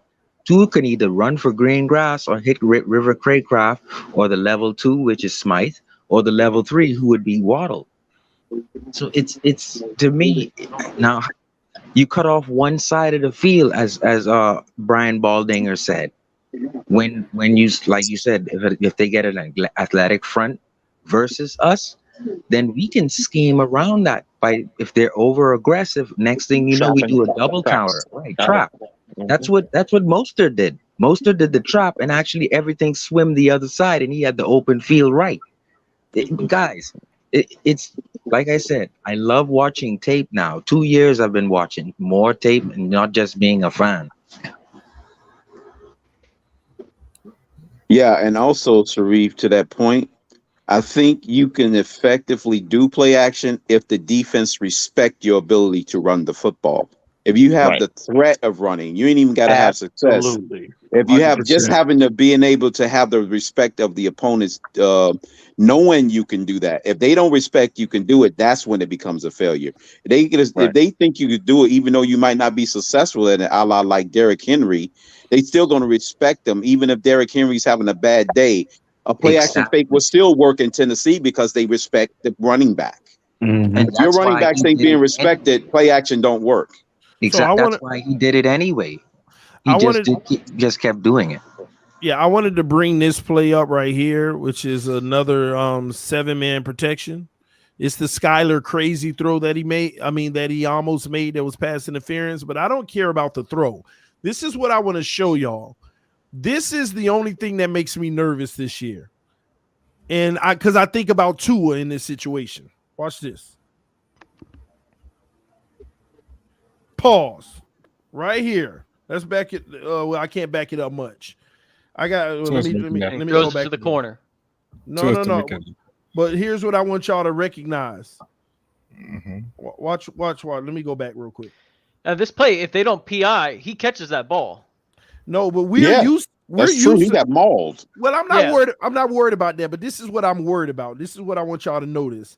This defense actually did something very well on this play that most defenses get caught on in this play. Okay, watch the second level. Our crosser going across right here. Stop right here. You see that? Right here for him. Yeah, right here. Where are we throwing the ball? Tua hits him in the middle. Yep.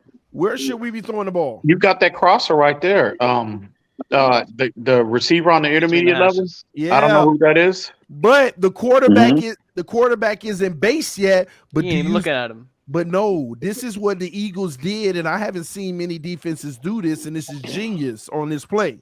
Usually that crosser is open there, but y'all don't see that corner. The safety, the corner coming down. Yep. Corner's coming up. Yeah. Yeah, he's right there. So I didn't see that. Yeah, I know. So usually that guy is open, and that's the throw that we beg Tua to make. Right. But when you got a guy coming up creeping like that, that could also be an automatic pick. So where do you go from here? That's why he threw the. That's why he went long. Rewind it, TD. I know, but he got it earlier to him. Yeah, it was a guy in the crosser. Yeah, the lower level. But I'm asking you, what is Tua gonna do? Gonna dump it off. In that situation, he's rolling to his strong side. I don't know what he's gonna do in that one. I think he's shallow to the that would be off platform. Tua not making that throw. Play it back, TD. You notice a lot of the plays went to the left, even though we had two right-handed quarterbacks. They still drew up plays going to the opposite side, as if Tua was in the game. Tua's throwing that ball right there. Yeah. Way back. No, y'all done lost y'all mind if you think he gonna let that ball go right there. Right there? No. Before that, TD. I know that, but he ain't gonna do it. You think he's gonna take the shadow cross? He's not going to though. We know that's that. the Tennessee game where he threw it in the dirt. He want, like right here is where Tua even identifies the man. Right. Yeah. Well, he'd probably just throw it out of bounds or try to throw it. He'd try to attempt it. I don't know. Or else if it depends on the weather that day, TD. If it's raining, it's going in the dirt. Stop it. Stop that, Crypto. Stop that, Crypto. I'm just saying, my bad. But he's still the GOAT. Those are the plays that I get more so worried about, because once you got that, because 2-man routes, to be honest, if you know it's a pass, it's actually easy to cover. Oh yeah, for sure. It's just you're selling out on run blocking that look to get to trying to suck everybody in. So what do we do in those cases where they don't bite or they're playing a zone where it didn't matter anyway? He probably more than likely would pull it and try to run and take get off. what's in. Yeah. That's an easy answer. Yeah, because he did have some real estate. Good point, EM. You think there's running room on that one? He Go back. had a little bit of real estate, so that's a good point there. Yeah, he probably could have ran it. Yeah. Right? Tua is better than Garoppolo. He's a better No, I athlete don't think there was than no running room on Garoppolo. that. And he's You gonna don't think hit so, Lewis? Hold Nah. on, play that back. 1-yard penalty. He had a lot of space in front of him. He had a DB. He had the guy right in front of him. Don't Then you forget. slide really for 5 did. yards. Yeah, he had Tua between Tua him and the guy in But there. from what I was hearing all day long, TD's Tua is a better athlete than everybody on the team. He could have beat everybody. Well, I didn't subscribe to. Damn, who said that? Earlier. Yeah, They said that. That's what was going on all this morning. Well, they didn't say everybody. They just said he's a better athlete than Skyler. Right. Who said that? And I don't even know if that's That's what was going on. I'm like, well, Skyler's why not? fast, man. Skyler can move. I That's don't not the know. play. Hold on, man. I don't know why it's. Yeah, it's playing the other play. That's weird. Skynet for life, baby. No. Just hit the play before it and make it. Oh, we need to go to that play Yeah, too. what was that? Yeah. Saw him dance? All right, let's see. No, that was the play he threw it away. There go that Hunter long Oh, throw yeah. I told you about, EM. Yeah. Hunter Long. He That had Hunter some, long throw he that had I some told ju- you he- about. That was in window. between two He had guys. some, I In a he think. had some window. juice on that one. That was a He had some window throw. juice. He had some juice Actually, on in that one. between three, because there's that was one a guy third. coming in from the left, the Yeah. extra guy. That's Look, beautiful. y'all man. guys- And again, the Jordan confidence, Hickory. the confidence to attempt that throw. You know, he knows what kind of arm he has, bro. He And looks. it's just a quick He 18 looks like he yards. plays Madden. And it was 18. The ball got there quick. That's Right. 18 Yeah, yards. he had some juice on that one, bro. Boom, right It in there. got there quick. Yeah, you need velocity behind that pass to get it there. Mm-hmm. That was crazy. He's playing Madden out there, man. He is. He stood in the pocket. He had a good pocket too. For people that keep I mean, to the portion of the fan base that's still fixated on his draft status, I'm telling you, man, that kid is not. He is a first round talent from an arm standpoint. No, look right there. Tua ain't running that. Ain't no running room. no. Nah, he ain't going nowhere. Yeah, Well, he's. I mean, it wouldn't have been a major game, but he could have got 2 or 3 yards on that. Yeah, he probably could have I got would say, past the line of scrimmage. He might, yeah. Man, if he went to the Tua outside, was might have got getting to the smacked scrimmage. there if he tried to run that. So, guys, do you think Man, that Lou, you're not giving him 3 yards? No, Not like I don't think that. so. I think he gets to the guys, line of do you scrimmage. think Nah, he ain't Blair doing made a that. mistake? How when- did that ball? This is what's crazy to me. Like the ball. It's amazing how the ball perfect. got there. And the guy That's just a got perfect tackled. ball. Beautiful. No, it's how at the very end the defender looked like he was in perfect position, but it was still dropped in. It's like how did That they arc, have a bro. like right here? Uh, How, Right. it's still It was in dropped perfect down. position. Yeah. Do you know where that comes from? In practice, in Davy, they have the net 50 yards away, and they always practice throwing it 50 yards straight into the net. Off platform. Actually, though, Skyler Sharif. won the other day. Skyler won the tournament. Off was that? platform, throwing across his body. Yeah, Yeah. that's Play off where he had platform pressure throwing in his across face. body.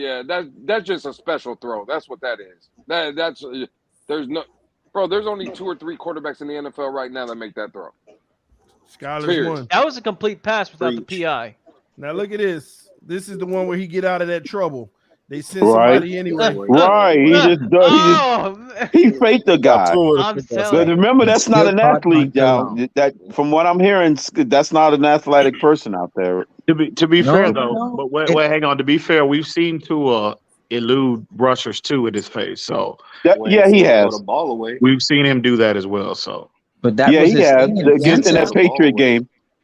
Yeah, in that Patriot game, he did. He made a This couple was of just moves a move. That was just a move, though. with that run to seal the game at the end. Here's what people don't understand about that Hunter Long touchdown. Let me show y'all on film. Everybody thinks that he pump fake, but he actually didn't pump fake. He actually wanted to go to the guy. The problem is the receivers ran into each other. Nobody noticed that, and I don't know why. He didn't pump fake. Are you sure TD could that look like one of those Ben Roethlisberger type Timing fakes? was disrupted by the players hitting each other. Watch the receivers run into each other at the bottom of the screen. Disrupted the timing. You know? That's why he it wasn't a pump fake. Bam! See how they hit each other? Yeah. People didn't notice that. But that's the beautiful thing. The awareness to know that your teammate, you wanted to go to Hunter Long right away on that. Yeah. Right on the out, but he hit his guy, so he pulled it. That awareness alone is huge. People don't realize. Y'all got to see that again. And he got slammed. Look at the That two mental receivers. aspect that he Look got at the two slammed on receivers the hit row. each other. If you didn't see it, watch it real quick. The two receivers run into each other. That's why he pulled it down. Not to mention that guy was lined up way off line of scrimmage. He was Boom. offsides like a mug. I just caught that. The guy And was well in the he made neutral the zone. throw fading. Like, Who was in the neutral zone? This referee was crap. The guy on the left edge. oh. Yeah, we had that That's why there's really no debate against Skyler's arm talent and his That guy moxie. right there, TD at the Let bottom. him know, He's KP. down in the Dolphins Let him know. backfield. You hear that, CB? I know you in the chat, CB. Did you hear that? yo, was that Skyler that took that hit? Yeah, That should have been That referees was terrible this that should have game. been roughing the passer, like the same hit that we put on their QB, and we got a roughing the passer for no damn They reason. stole 7 points from us. We should have scored That 50. was in this one. ridiculous, man. Hold on. So actually, who is that at the bottom of the screen? What receiver is that? Eric Ezekama. Ezekama, I believe, messed that up because Hunter Long just had a simple out route. And if Ezekama wasn't in the way, that out route would have been open. I think Ezekama was supposed to run something more like a fade or something because Ezekama's inside slant. Yeah, look at him jigging around. He got off the ball late, and then he took an inside release. So yeah, he took an inside release that looked weird. Watch Ezekama. And he got off the line slow. Yeah. So that was supposed to. I think that was supposed to run behind Hunter. That was supposed to be a staggered out route. Hunter Long out, Ezekama get to the next level out, and clears. And what y'all need to notice is Hunter Long would have been open right away where Skyler wanted to throw it if Ezekama wasn't in the way. Yeah. Think about Hunter Long right here going out would have been wide open going out. Oh, yeah, he would have. He would have. And that's why he pulled it, and that's great awareness by the quarterback, not throwing to it. See, this is the difference between throwing to a spot versus actually reading what's happening. If you would have threw it to a spot with that bang bang, that might have been picked off by the outside corner. But instead of throwing to a spot, assessing what's actually happening on the field, he actually caught his teammates with a screw up, pulled it down, and then tried to go back there late, which made him actually look worse because I would have never threw that pass the second time because it almost got picked if Hunter Long didn't go grab it. But it was perfectly drawn up for a completed touchdown if Ezekama and them didn't bump into each other. So that type of awareness, that's why I'm not the biggest fan of these spot throwers like Patrick Mahomes, Tua Tagovailoa. These spot throws kill me because you're not really assessing the field. You're putting it in a spot where it should be. But things happen like this, running into each other. Did you make the adjustment? But TD, spot throw, when you talk about spot passing, like you're throwing to a spot, that is what they mean by anticipatory. But it's based off post snap. I think you just need to change your wording there because the requirement is for you to be an anticipatory thrower at this level. But I think where you are, I see what you're saying. You're right. My verbiage. So, like when you got a zone defense and you're anticipating the throw, putting it in a spot because that's where it's supposed to be. Right. I'm with that. But if you got a situation where a man falls on the ground and gets back up, you don't put it in that same spot. You have to recalculate where that's going to go. Right. They bump into each other. You don't put it in the same spot. Now you got to calculate where they're going to end up now. And that's you just have to really find your man at that point with your own eyes. I get what you're saying, TD. So let me be clear. Tua actually is a phenomenal spot thrower, but I have a problem with his spot throwing when everything didn't happen perfectly. That's what I'm saying. So if to me, that ball would have been gone if that was Tua the first time. That ball would have been shot out of there if it was Tua the first time. and they would have bumped into each other. And you know how I know? You know how I know? Because I'm about to stick it to some of y'all with last year with Flores. What kind of offense is this? You got two men running in the same spot. Oh my gosh, Flores and his trash offense. Damn. Two guys bumping into each other. Damn. What is Tua supposed to do? This is what y'all. This is what I'm just saying. Y'all didn't put it on the receiver last year. You put it on Flores and his offense. Damn. Hold on. Am I wrong? Am I wrong? No, you right. Okay, I'm just making sure because this is all the hypocrisy that we be hearing out here because we want to point fingers at people that don't. The finger shouldn't be pointed. It's a lack of freaking execution. Anytime you got two people running in the same place, that ain't the freaking play call. 1 point. Somebody didn't execute. That's a good point. Damn. But y'all blame Flores every time you saw two receivers in the same area. Oh, this Flores offense. No, one of the receivers on the freaking field didn't do their job. And TD, Aaron Rodgers agrees with you because he always cussing out those receivers. Dan Marino, same thing. It's the players who have to execute, not just the quarterback. And I think that's our biggest concern about Tua this year is he going to recognize things like that? Because we're going to need him to, man. If he's going to be the franchise. I mean, Skyler's doing it already. And like I said, Tua is the starting quarterback. No, there's no argument with that. There's no argument. We want Tua to do this. That's what I'm saying. There's going to be people out there wishing, I'm telling you, wishing that Tua gets hurt, and then all of a sudden Teddy catches cold. It's gonna people already wishing. I'm sorry. There's people out there wishing that Tua and Teddy gets COVID, and all of a sudden, damn. Both of them get COVID. I'm more on the side. I'm wishing Tua. I don't know about that. Surprises the hell out of us. But they did say it was a bug. So I want to go. There was no bug. I want to go over this one real quick because they might all have monkeypox. I want to go over this. I want to go over this one real quick. I'm even though this ended up being a touchdown, I'm not a fan of the decision making. I thought Skyler should have been more patient and hit Preston Williams for the touchdown. So I want y'all. Oh, and that was a bad snap too. Stop right here. You see that? Ooh-wee. I would have rather you had taken a shot, let Preston keep going deep, looking that way, and took a shot.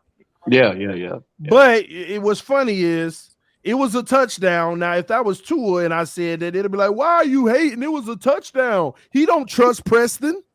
That's what they would have said. But Preston, to me, had an opportunity on this play if Skyler was a little bit more patient. He was behind him. He was already behind him. It's a touchdown. It's a touchdown. Lynn Bowden. Yeah, he had Preston. Oh man. Yeah, that definitely would have been the read to make. That would have helped them get on the team, EM. That would have had to make the squad. Yeah. So Skyler, tomorrow's gonna be an interesting day. If Byron's gonna come off that pup, if Skyler's look gonna at this make play 53, action. Look at this play action. Look at another two-man route. I want y'all to look at that. Two-man route. Again, and it's covered too. It's giving me. Again, man, that's just the state. Again, that's in the playbook's DNA, bro. You're gonna see a lot of that this year. That's one of the reasons why it makes it quarterback friendly. It's other reasons, but that's one of them. They don't really have to go through several reads. Now, one of the things that I've learned from watching tape is this thing called forced leverage. And what it really is like a play like that. There's going to be 10-yard cornerback space between Tyreek and Waddle. And that curl is going to be easy 9 yards because the cornerback is just going to be stopping his hips just to get back within 9 yards of that play. I'm telling you, that's forced leverage. And cornerbacks. He didn't look nowhere else. But I like this because at first it looks like he should be hitting the crosser coming across the middle. But you see that safety crash. But that safety crash, and he goes with the one-on-one because the safety's not there to help anymore because he crashed. Look at that. You'll think right here you want to go, but there's safety waiting on it. So come back the Single other way. read on the safety. Single read on the safety.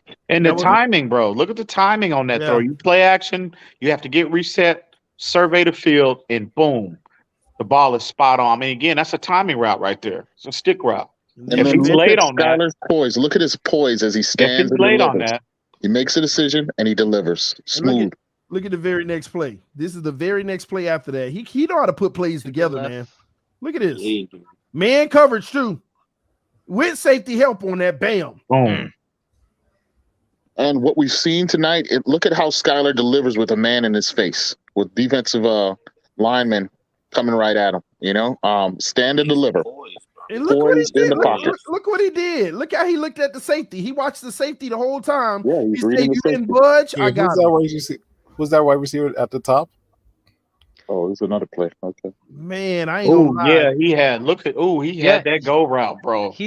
Look. But the heat was coming though. The heat was coming. The Gahonas though, man. Look. Oh, yeah, but the heat was coming though. Yeah. Yeah, it was bearing down on him. He could have took a shot over the top. Well, which one is more open right here? Well, yeah. That I mean, you know, if you have the arm though. Yeah. Some guys it'll take another second to get there. That's Ezukama. Out there on the far side? No, I don't know who that is at the top going on the go. Yeah. Ezukama's coming across the because if you know he's got the speed for that, I mean, and he's already there, that like a foot he's ahead, breaking Maybe if Waddle or Tyreek was out there, he might have opted to go. Exactly. Yeah, he would have opted to go. But that throw, I mean, that throw right there, though. You know, I mean, you can't knock him. You can't knock him for taking that window. Not at all. Yeah, because Ez was wide open, and he's already. That's his dude. Easy's his dude. Yeah, they got good chemistry. And Ezukama, let me see. He actually put it made him sit down on it with the ball so it didn't travel to the safety. See how he turned his body to where he had to catch it instead of. It was an effortless throw. Because if he didn't catch it, it was hitting the ground. Yeah, no. If he would have led that pass forward, if he would have led that pass forward, he would have got crashed if he would have put it out in front of him. TD, how do you guys feel about this? Tua leaves, right? We get a compensation, and this kid takes over, like how Alex Smith lost his job to the kid in Kansas City now, Mahomes. You just let Tua walk and let Skyler just take over. Careful, Sharif. Careful now. Be very careful, Sharif. Come on now. He has 2 more years on the start track. Let him run the offense. Let him walk. I think the reason he never took that go route because it wasn't a go route. It started to look like a deep post at the end. Watch, he gonna start cutting it inside. Yeah. Sharif's gonna get kidnapped for that take. They coming to get you, Sharif. No, because to me it's an Alex Smith situation where this kid is running this offense. I think that's why Tua is eager to show too. Tua is eager to show. Oh, I can do this too. Well, I will say we have to see Tua. We have to see. He is being pushed. I will say this though: if Skyler winds up being on the level, and he winds up being, if he's the guy. Well, from a financial standpoint, we don't have to worry about paying him for the next 5 years, 4 years. Tua's contract conversation is coming up next year. Facts. So you see what I'm saying, TD? $40 million quarterback or not? You see what I'm saying, TD? Another play drawn to go to the left as if he's left-handed. All right. I'll go out on a limb, and I'll say between this year and next, we're going to see Tua go down from an injury. And next year, Skyler will be QB2, no question. Damn. Y'all are savage. Damn. I don't see Tua going full 2 seasons without an injury. I don't see it. Is that Pete coming up? Is that Pete? Wait a minute. I know, right? Hey, I know. Tua's going 34 games without going down? I don't see it. Well, on the road, I hope that on no player, but I don't wish that. happens. I don't wish It that. happens. But listen, you can't front. That idea has got to be rolling around in McDaniel's head, in the back of his head, right? Yeah. But again, and I know I'm gonna get beat up for this, it would be a discredit, I think, to throw Skyler in game 1 right now. He's a rookie quarterback, 7th round draft pick. He's shown he has all the tools, right? But the NFL is rough on rookie quarterbacks, man. Them defensive coordinators. Oh yeah, for sure. Not anymore. Not all of them, KP. But hold on. Let's be clear. I'm saying 2 years from now. But remember, this system is quarterback friendly. You're getting 6, 7, and 8 man protections with 2 man routes. This is a kid that already doesn't look frazzled. You give him a pocket to where he can actually process. I don't think this NFL is going to bother him at all. Well, I can't say that, TD. I can't co-sign that. No, we all know once the regular season comes, bro, it's a different beast, we bro. drinking it. Yeah, I But- get but that. you gotta remember, There's so EM, much that Skyler it's really a lot that Tua hasn't seen yet. Yeah, but I'm it's so talking much about Skyler hadn't seen yet. But bro. 8 man protections? It don't matter, but still. You know, so Look, man, listen. to I me, love it's an what Alex I'm Smith, seeing from Patrick Skyler. Mahomes He seems mature beyond his years. He seems extremely poised, but I'm with KP. I'm a little uncomfortable with putting him, and again, especially with a team that has playoff aspirations. You know what I mean?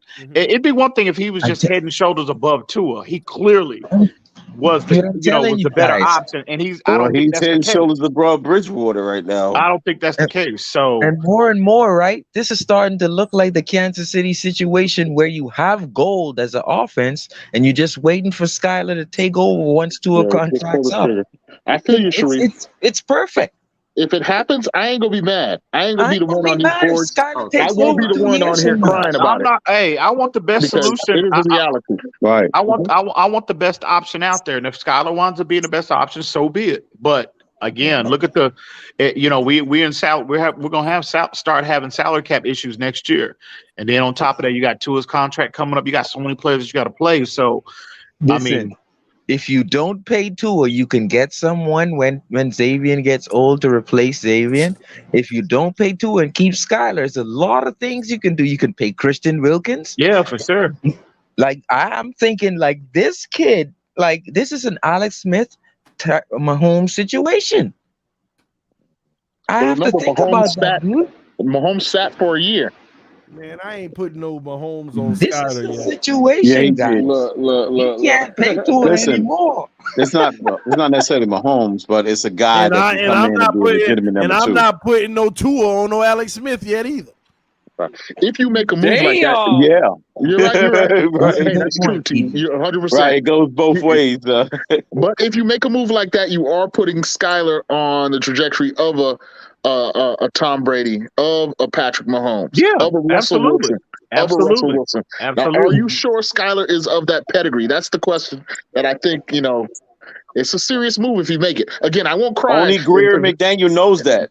Yeah, if they make the move, I am not gonna talk bad against it, because to Skyler's credit, he has shown that he's entered himself in this conversation. He wasn't supposed to be in it. You know what I'm saying? He was supposed to be a camp body. Let's see if he makes the team first. To me, that's 35 million. Bro, that man is a lock. I'm telling you, man. I'll be disappointed.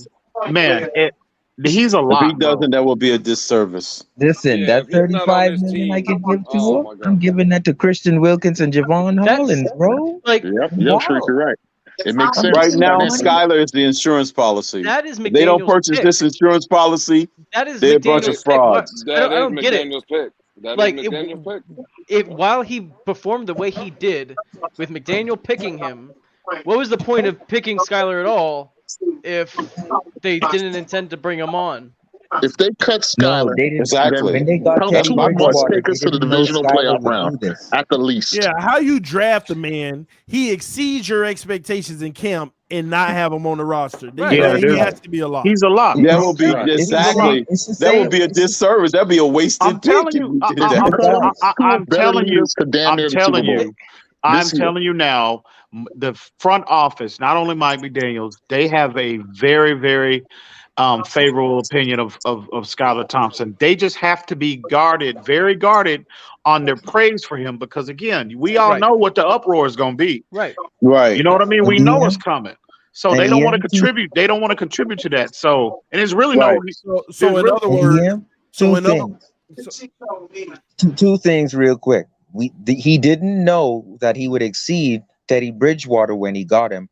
and they didn't know the phone call would come 2 weeks when they hired McDaniel, when they already signed Cedric Wilson, that they would get Tyreek. So if they knew they would get Tyreek, we probably wouldn't get Cedric. So my point is, we probably wouldn't have gotten Teddy if we knew, hey, this kid would exceed like whoever we had in there. The kid, I forgot the kid's name who we had in there. January, Falk. I forgot the quarterback who we had in there. It was a young quarterback we had in here. But when was that? January. Practice squad? January, yeah, we had a practice squad kid before we got. You talking about Reese Sinet?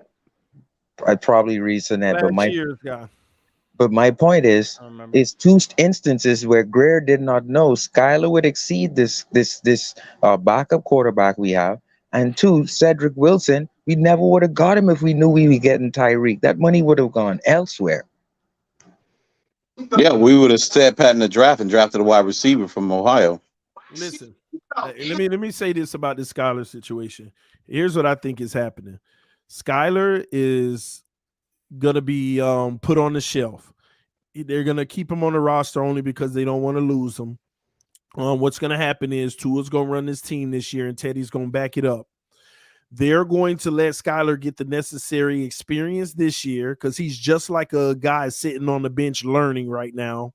Yep. And next year, when they come to camp, Tua, if he wasn't top 8, like I say, I know some of y'all say 10 and 12. If he wasn't that, but he did play better because of his talent, it's going to be a competition next year in camp. Yep. And I don't think they will draft a quarterback next year. They'll continue to hold on to assets. They'll let them battle it out. And I'm going to tell you now, because there won't be no Teddy in the way when Skyler's ripping it up with the 2s and 1s, because Teddy and Tua got primarily the 1s and 2s in camp. Skyler is going to have a straight up fight with Tua next offseason. If that's the case, if Tua does well this year, and if Tua doesn't go well this year, then he's not the guaranteed starter going into camp. It's an open competition. And we got to prep and pay Tua though. It'll be open if he flops. No, because let me say this too. Tua would officially, let me tell y'all something. If Tua doesn't ball out this year and say he's 18th, that's still improvement. But we all know 18th ain't gonna cut it. That ain't good enough. That ain't good enough. But EM, 18th, we'll be outside looking 18th might be enough for them to say next off season there is an open competition. Yeah, I agree. I agree with that. And then if Skyler was to win that job, Tua would have to be the backup. No, that's I mean that's not funny. Straight demotion. What I'm saying, it's kind of funny. What I'm saying. Wait a minute. What I'm saying to you is they're gonna have to trade him, TD. No, they wouldn't even have to pick up his 5th-year option. He could just be the backup that year. Oh, you know, Tua not going to accept that. Yo, that'd be funny. I'm not gonna lie. It'd be funny. Tua that's not happening. That. Well, let me say this: Tua will have to take what they can get, and here's why: you had all them weapons, and the best you could produce was the 18th best quarterback. You were viewed as a backup quarterback in the NFL at that point. Yeah. Can't argue with that. Well, yeah, you can't argue with that. But if you had all of those, it's not even a hot take. Because any team that would want to trade for you ain't a contender, and they're trying to grow their team, which means you're going to have less than what we have now. Right. So you would be officially a backup if you get to like 18. At a minimum, you got to get to around 14 at worst. Come on. TD didn't put lime in everybody's mouth, man. No, I'm just saying Tua has to be a top quarterback this year. Yeah, he should. Even if make sure he's the guy going forward. Even if I give him 12 or 13, that's only good enough for him to have an open competition next year. I'm not gonna lie. No. I think if he gets to 12. Yeah, but bro, if he gets to 12 and you got Skyler who's gonna save you money going forward, and you got all these people do money. He's fighting for the job. I mean, Tua's 5th option becomes viable. Let me put it like this: if Tua is 12, right, and Skyler's coming to camp, and you don't see no difference playing with the 1s and 2s. Well, okay, well. Then again, you have to open it up. If Skyler is matching him in practice, clearly, and there's no separation between the two. Well, that's what it's about. Yeah, but if we're talking about, are you going to pick up the 5th-year option? No, not if Skyler's matching him. They're not going to do that. That's the question. It's going to cost them too much money. That's why I'm saying that. That's why I'm saying. And let me tell you something. Do you think that Tua's going to be taken off on Skyler? What's that? Do you really think Tua's going to take off on Skyler? Because I'll say remember, this: certain things Tua can do. We still ain't seen Skyler like operate on the field with Tyreek and Waddle and all of them. It's certain things that Skyler can do that Tua just can't do from an athletic standpoint. It's just certain things Tua can't do that Skyler can. There are limitations Tua have that Skyler don't have. That's why I say, and we don't know Skyler's limits. We're not saying Skyler don't have any. We just haven't. What are his limits? Have we identified any? We got to see when he plays more real NFL defenses in real game action. We got to. No, I think from an arm talent, we'll have that answer after week 5, TD. I don't think Skyler. And again, I'm not saying he has a Justin Herbert or Josh Allen type arm, but Skyler can make every throw on the field, right? On platform, off platform. So we want to see his limits. Is what we're saying. People don't understand. Tua is not good on off-platform throws. Yeah. Right. That's why he doesn't make that throw going to the left like Skyler did. That's all completely off platform. He made it twice. We're not saying he can't make any, but he's not good on off-platform throws. He loses accuracy on those throws. He becomes a much worse quarterback when he has to stop. When the guy throws off-platform 20 times and he converts 2, we got to stop looking at those 2 and justifying that he can. Sure. And that's the story. That's the story with Tua. We always look at the few in between just to justify that he can. We're talking about what you can do on a consistent basis. Right. And I know Skyler off platform can, you can just go to that one throw, but he's done it. That ain't the only time he's done it. No, it's not. He's proven he can do it. He's done it fighting off a defensive lineman. We haven't seen him not do it with all the times that he's done it. I think next year, regardless of what happens, unless Tua just completely bombs it, I think it's going to be an exciting time period because it's just going to be interesting with the competition. But TD, here's the question. Here's a conundrum. If Tua fails and he flat out fails this year, then what do we do? Do we still go in the draft? No. For that's QB? a good. No, you don't draft a quarterback. No. That's a very good question, TD. It's impossible to get the quarterback you want anyway. I don't have an answer. I don't have an answer. Because we won too many games. That's a very basically Tua would have became this year's version of Matt Moore. We'd have won too many games to get a high pick. He would basically become Matt Moore. Yeah. So for that's why I think it's a great scenario to have where Skyler can walk in after 4th year, Tua's 4th year. And then we don't have to pick up the option. Now, when we let's say we pay Waddle, right? That after that 4th year, you pay Christian next year, that 35 to 40 million that would go to Tua is now not used on Tua. Skyler moves in after we don't activate the 5th year. Skyler moves in. We could use that money for anything we want in free agency, and our picks can help continue to build Skyler. Now, I'm not a Skyler, but that's a better money move for Miami Dolphins.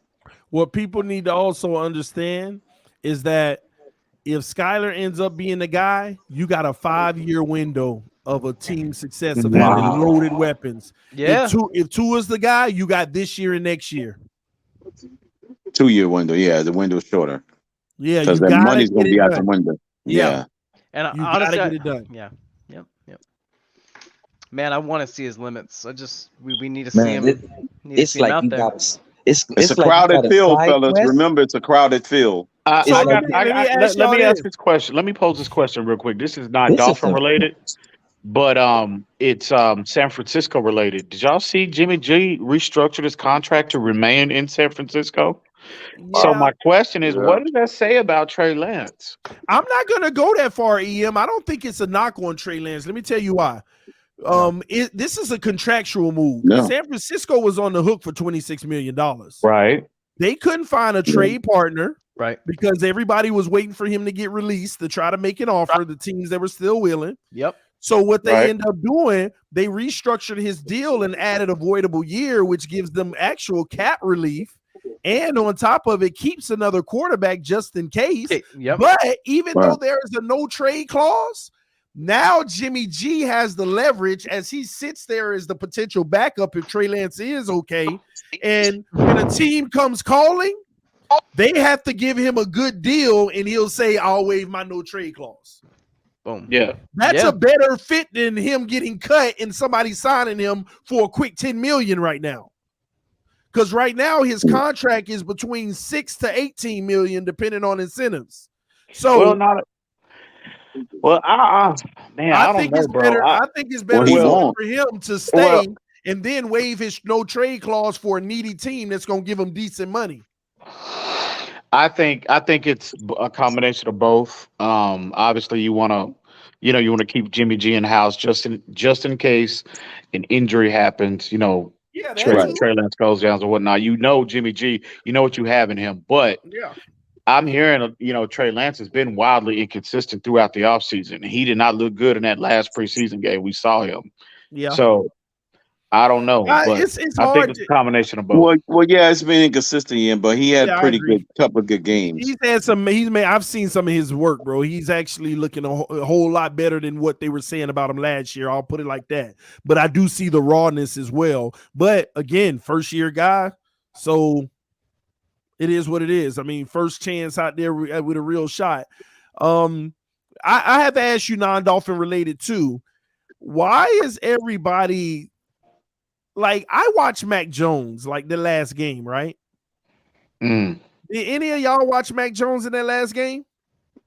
No, I missed it. Not the last one, no. Where he threw that Raiders pick. game, I did. Where he threw that pick that everybody clowning. I watched Mac Jones, and this kid was absolutely shredding them with some crazy throws. He was 8 for 11 when he threw that pick. And I saw some crazy nice throws in tight windows on the run, off platform and stuff. And I was like, man, then that boneheaded pick where he wasn't paying attention to the linebacker on a scramble. But why does everybody just automatically think that he's bad? Well, you know where it's really coming from. Because people didn't watch the game. They're just highlighting that interception. That's it's all about the Tua Mac Jones narrative. That's where it's coming from. That's the place it's coming from. Yeah. So you got the two years that are fueling that, and again, the comparison, they do not want to see Mac Jones outshine Tua in any way, so that's where it comes from. But I don't pay attention to that. I think Mac Jones is a good quarterback. He's going to be the backup in year 4. Nobody can touch the left arm of God. They're willing to cut Skyler for the left arm of God. So you know what I'm saying? I can't. You know what? You know what? The most ridiculous tweet I saw.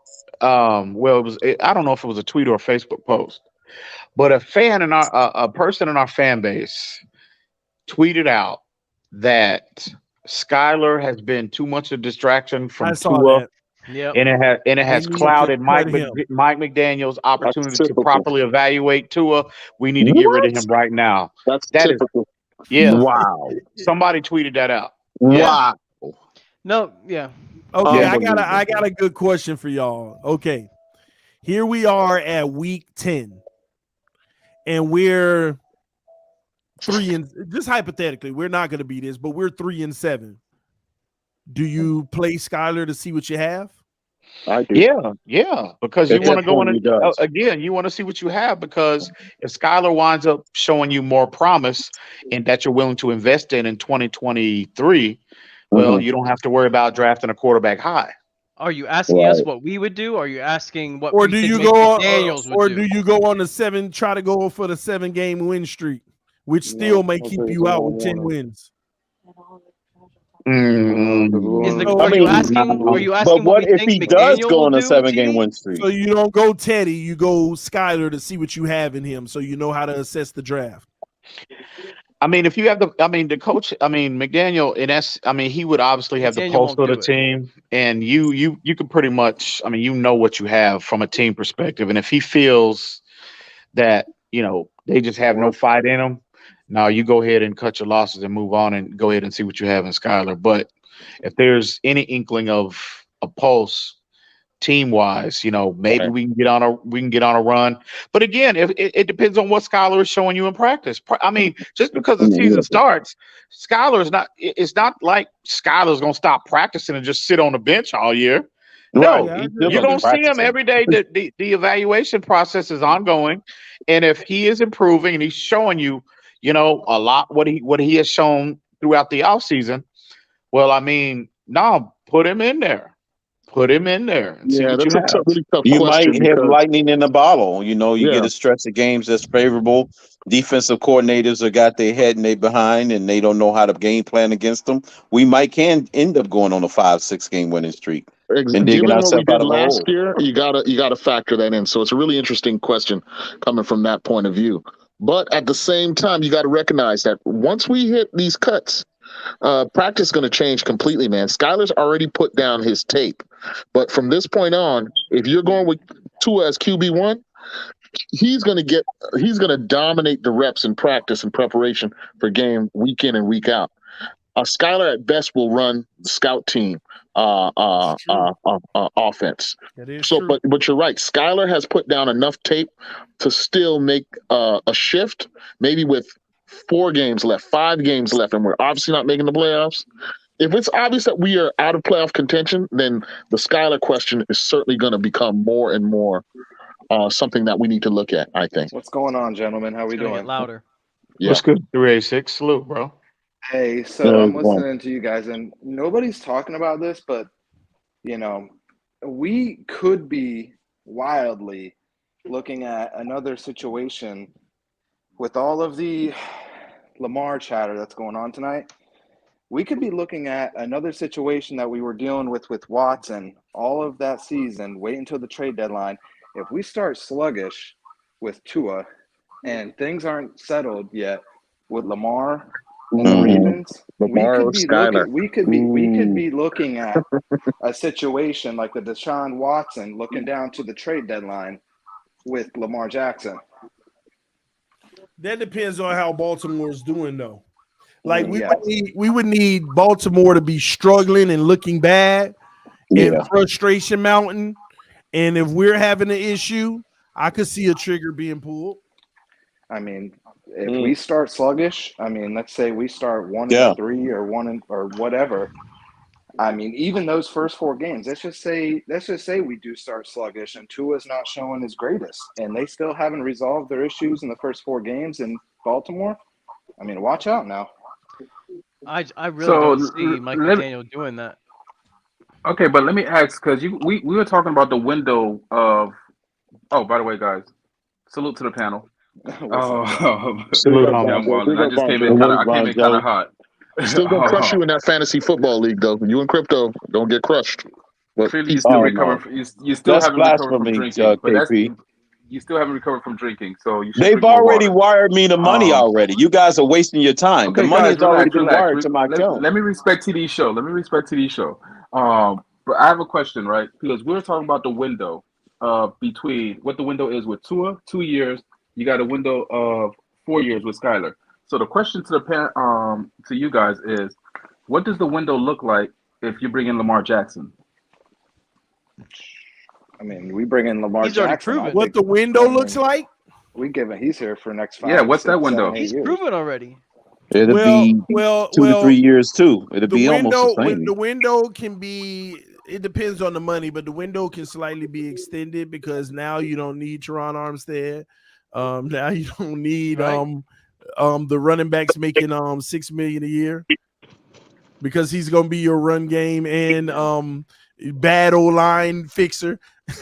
So that's what he kind of brings to the table as well. I mean, don't get me wrong, you're still gonna need a lot of that, but look at it this way: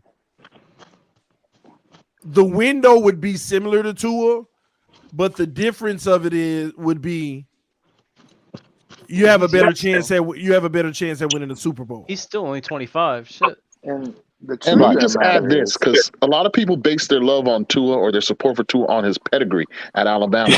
Lamar Jackson was better that arguably had a better college career than Tua. Back-to-back Heismans. Nobody was more spectacular. So, you know what I'm saying? A lot of these Tua fans downplay Lamar Jackson as if he's not of the same echelon in terms of college quarterback mastery. So I just want to throw that in there. That's all. So let's just But hold That's a on. good point. Somebody just mentioned that Lamar Jackson is 25. Yeah. So Lamar Yeah. Jackson is the same age as Skyler with 4 years in the NFL already. Yeah. Yep. And excellence on tape. And every defense knows when you face Lamar Jackson, you must scheme for him. And that's still not enough, usually. No, you have to account for him. And going back have to to account for Skyler, him. let's not forget Skyler. He is a grown ass man. This is not I mean, yes, he is a rookie, but by God, he has played 6 years in college. I mean, we got his option until he's 29. What was that? A 5 wide on Lamar? Looks like pretty good arm there. This is 61 yards. Lamar's MVP. If Lamar, Yeah, he threw that in the end zone. You're right. Lamar's MVP. I mean, what is? And look, he just threw that in the end zone. Yeah, that's right. Flick of the 61 wrist. yards. He just flicks his wrist. He don't even cock back. He just flip his wrist. I was in the stadium when he obliterated us 2 years ago. Starting to get flashbacks. Oh, you was there, KP? I was He there. threw 5 touchdowns against us. Yeah, it was terrible. TD started showing these Deshaun Watson clips right when we're in the mix of thing. Now I'm starting to get flashbacks. Right. And crypto, that was before they put the roof on the stadium too. So we were out there sweating, burning, getting our ass whooped. It was not a good feeling when Lamar Jackson was bombing us. Let me tell you. The truth is, It was bombs away all game. So what's Tua's? He didn't really MVP use his odds legs. right now? My bad. So if Tua's MVP odds are, I don't know, 75-1, if Lamar Jackson was a Miami Dolphin right now, what would be his MVP odds? Oh my God. Vegas wouldn't even be able to make money. So that should tell you a lot. It'd be like Shaquille O'Neal coming to Miami. But I'd still rather have Brady though. Oh my God, Brady ain't gonna make. Brady can't get asked his divorce. Cosmetic surgery, Brady. Right. Come on now, he can see. Hey, call it what you want. He was. Hey, they voted him the number one player in the NFL. They voted that man number one in the NFL, bro. You have EM. You see your logo, right? Is the Miami Dolphins. Yeah. It would be so Dolphins of us for us to get Brady, and he just happened to fall off that cliff. That he's been avoiding. Or it could be so Dolphins that we get Brady and we have the second undefeated season. Because I'm telling you right now, if Brady was on this team right now and he was still, if he was anything remotely close to what we saw last year, this team has a very good chance of going undefeated. You know, and I know Don Shula would be rolling in his grave knowing if Tom Brady was the one that broke the record of going undefeated. Right, he would. Well, no, he would. Well, that might be true, but you know what? You know what Shula would say? You know what he would say? He was like, "Well, he got an opportunity to stick it to Bill Belichick twice, so I'll get over it." Yeah, so, that's true. Yeah, this is what somebody tweeted Lamar in the Dolphins uniform. Oh my God, he looked good, and he liked it on Twitter. Oh my God! There you go. He's a Dolphin. I'm gonna give a Pete take. Lamar, he's a Dolphin. Lamar, that story, those rumors, they didn't go anywhere. Lamar does want to be in Miami. I'm a firm believer that he does want to be in Miami. Bro. Yeah, he want to be in Miami. You know, he wants to. He does. I'm gonna give a Pete take. He's a Dolphin. He is a Miami Dolphin. The only problem I have about Lamar is if he comes to Florida, is who's gonna keep around him. I need him as far away from Kodak Black as possible. What I would love about Lamar Jackson in Miami is just the fact that he wants to come play at home.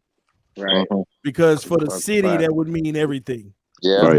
Because when the last time we get the people that want to play at home, and when we do, they're not great. And even if they make the team, they end up getting in trouble. If you think season tickets were bad, hold on. If you think season tickets were bad this year, Lamar coming back home. Oh yeah, forget about it. God. Listen, that team is gonna have a whole other. You can't get tickets. So y'all mean to tell me if they acquire Lamar, y'all would be willing to move off of Skynet for you Skylineers? We got a great. He will be the backup. We got the best backup of all time. That's right. We got a Joe Montana, Steve Young situation. and we can put Teddy in the practice squad, then we good. I hear you. I hear you. I hear you. EM is the Joe Montana, Steve Young situation. That's what it'll be like. Listen, That's what's But the up. thing is, That's what's up. EM, in reality, it's easier because you could run. Because right now we're worried about running bringing in three quarterbacks because we have. Keep it 100. Quarterback one that has a history of injury, has not made it through a season since Lord knows when. Let's go back to high school. Quarterback two, same thing, and you have Skyler. Right, Lamar Jackson. I mean, besides one season, what's his injury history? And they keep claiming that he's a running quarterback. They get injured, but he doesn't take shots. Listen, and the scheme that we're running is perfect for Lamar. He's better than what's the guy from San Francisco, Kaepernick. He's better than Kaepernick ever was. For some reason, KT, some people want to bring that narrative and say Lamar can't fit this scheme. Anybody that brings up that narrative, I just say you just hate. You're just hating just to hate. I'm just Lamar is not from Miami. No, he is not from Miami. He's from Pompano, which is Broward County. From Broward. Just north of Fort Lauderdale. But anybody from down south know pretty much when you say South Florida, you go Broward County down. It's a megalopolis. I'm from Fort Lauderdale. I grew up in Broward. Okay, we claim West Broward, Pepper Pines. It ain't Palm Beach. Pompano is not Palm Beach. You know how many people think that Pompano is Broward County? Not. It is Broward County. I was born and raised in Broward County, Hollywood, Florida. Pompano is in Broward, not Palm Beach. I got something to say. I feel like that we may be in for a letdown tomorrow. I am gravely concerned about this Skyler Thompson situation, to be honest with you, because I feel like that we've been hyping and they've been coddling and taking care of Tua all this last couple months. Is that, I mean, I don't know if they are confident that his performance will be as good if he can feel the pressure of a quarterback competition. So they may put him to the practice squad in Tua's benefit and not starting any kind of quarterback. Oh my God! If I get wind of that, my God, if that happens, what's that? Man, that's negligence of the first degree. Wait, hold on. What's that again? I said that I'm becoming gravely concerned because based off of that guy's tweet that you had, not based off it, but I'm coming gravely concerned that come tomorrow that we may be seeing some movement with Skyler Thompson based off of might even be traded, or just because they don't want Tua to feel any type of competition, any type of drama, any type of that'll be Gallo's call.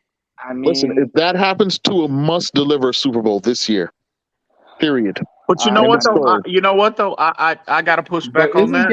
Isn't Gallo in the building and Lewis? I don't know that. I haven't been able to confirm that. But listen, I got to push back on that narrative just a little bit. Skyler is his pick.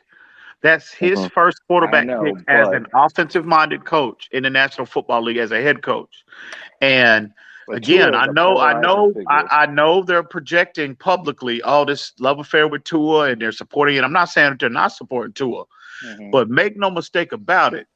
Skyler was his pick. Tua wasn't. And also, what would be a bigger feather in that man's cap is if he's able to find a gem in a 7th round and turn Skyler into a productive starter in the league. That's a much bigger feather in his cap than a Tua reclamation project. Yep, trust me on that. Is huge. But I agree with that. But when he interviewed for the job, that first question with the interview was, can you make it work with Tua? And I just have a feeling they're willing to go by all means necessary to make it work with Tua, whether that means moving people off the roster that may be a distraction. Skyler's shown too much. Skyler's shown too much. Just to give you some pushback, you said a bigger feather in his hat would be the Skyler, right? Right. But really think about it in the eyes of the Tua fan base and everybody that's Tua, and you came here to Tua. Nobody cares about it. They don't care about the Tua fan base, bro. They don't give a damn about Tua. They don't. Stephen So Ross clearly showed you the last 2 years when they were trying to move off of Tua. They had three opportunities to do it. Almost, I mean, they were And they said they it were was 5 Florida, massage but it therapists was Stephen Ross. away from Deshaun Right. Watson being on this roster right now. So no, no, I they don't give follow a Right. damn you. I about follow Tua, you. Don. But again, I'm not even talking about Tua, but the fact that the narrative is going to be that he came and fixed Tua, right? Do you think that would be a bigger cap in No, his sir. feather? No, No, sir. no, because Nah, they're going to look it at it would be like no. Skylar Well, they're Thompson. going to look at it like no. He's a fifth overall pick. I mean, when you're selecting a guy fifth overall, you're expecting that guy to come in and have a high level of impact. You're Yeah, not expecting a seventh round pick to, let alone make a team, make a roster. Tua's success Uh-uh. is bigger on I Greer hope than it is TD. on I hope McDaniel. It's a or bigger feather for Greer. EM. I hope you're Right. right. That's true. That depends No, on who no. collaboratively recommended the pick. They'll know that Oh, in yeah. house. They'll know who wanted Skyler and who didn't. Who didn't? Yeah, Right. but no, but again, that's his pick. That is, and Listen, again, I think Mike McDaniel loves this kid, but again, I think he has to, in terms of his public admiration, and he am has to I? dial that down a bit because again, he don't want it. Coaches don't like distractions, and if you hear this man, Actually, yeah. and if you hear this man in his presser, every other word coming out of his mouth is, "Ooh, I love Skyler, Skyler this, Skyler that." Mm, Well, you know how that's going to be received in our fan base, and immediately you're going to start people the drums beating for Skyler to be quarterback one. Let me ask y'all a You already question. know. Yeah. Let me Right. ask y'all a question. Yeah. If Skyler was QB1 right now, do you think Mike McDaniel would be singing his praises the way that he do with Tua? Hell yeah. But Yes. of Hell course, yeah, he would. I mean, Exactly.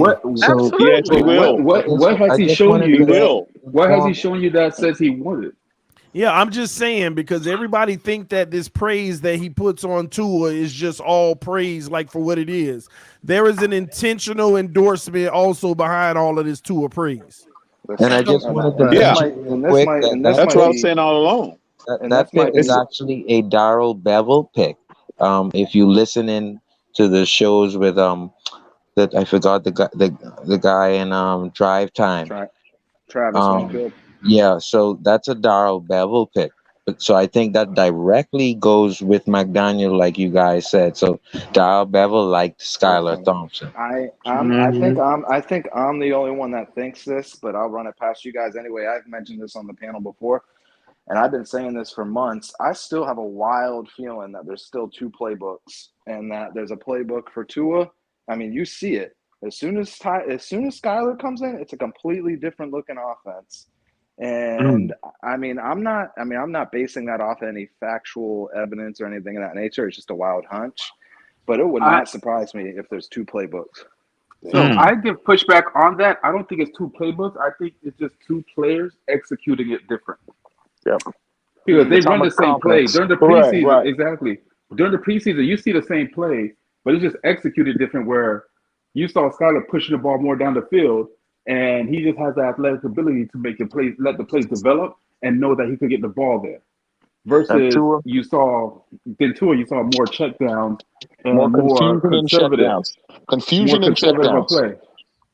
And a So bit I of think it's the same confusion. playbook. It's just the same playbook, but it's just executed completely different by two different quarterbacks. Mm. I agree, Vonjo, 100, man. Yeah. Yeah, it's just different variations because I'm looking at the plays. A lot of it, and I caught my attention that a lot of the quarterback rollouts was going to the left side as if Tua was the quarterback, even when Right. right-handed quarterbacks was in the game. There was a lot of And rollouts to the left side. I agree.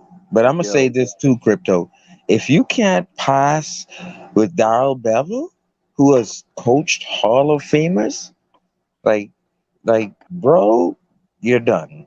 Like Darrell Bevel, if you have a problem catching on to his scheme, not Hall of Famer, Hall of Famers quarterbacks. Like you don't belong in this league, man.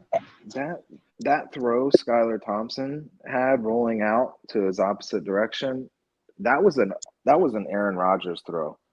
I mean, that was the type of throw Aaron Rodgers makes. I mean, that And was the so week impressive. before, he made a Dan Marino throw on the right side. Right, So, right. he's put the tape on. He's put the tape out there. There's no doubt. I There's mean, no doubt. The tape so don't what? lie. So what if somebody called and was like, "Hey, we'll offer you guys a third round pick for Skyler right now." That's why I don't think he makes the practice squad. That's why I think he won't escape waivers. Someone will pick him up. Right. And at this point, to get him, you might have to trade for him because once he hits waivers, whoever's got waiver number 1, number 2, number 3 is gonna add him to their squad. So we'll see what happens tomorrow. Though I do still And think how that that something works. interesting can So happen. here's a question, How T. that Here's works. a question, How, panel. Why how that works out, because Joe. we If I was gonna say we anyone doesn't saw know, it's the worst team who gets the chance to pick Skyler at that point once we release him to try to attempt to get him to the practice squad. Then let's say the Jets or the Lions will have a first attempt at getting him. But the worst team in the NFL will have the first chance at claiming him off waivers. He would never make it to our practice squad. That's how it works.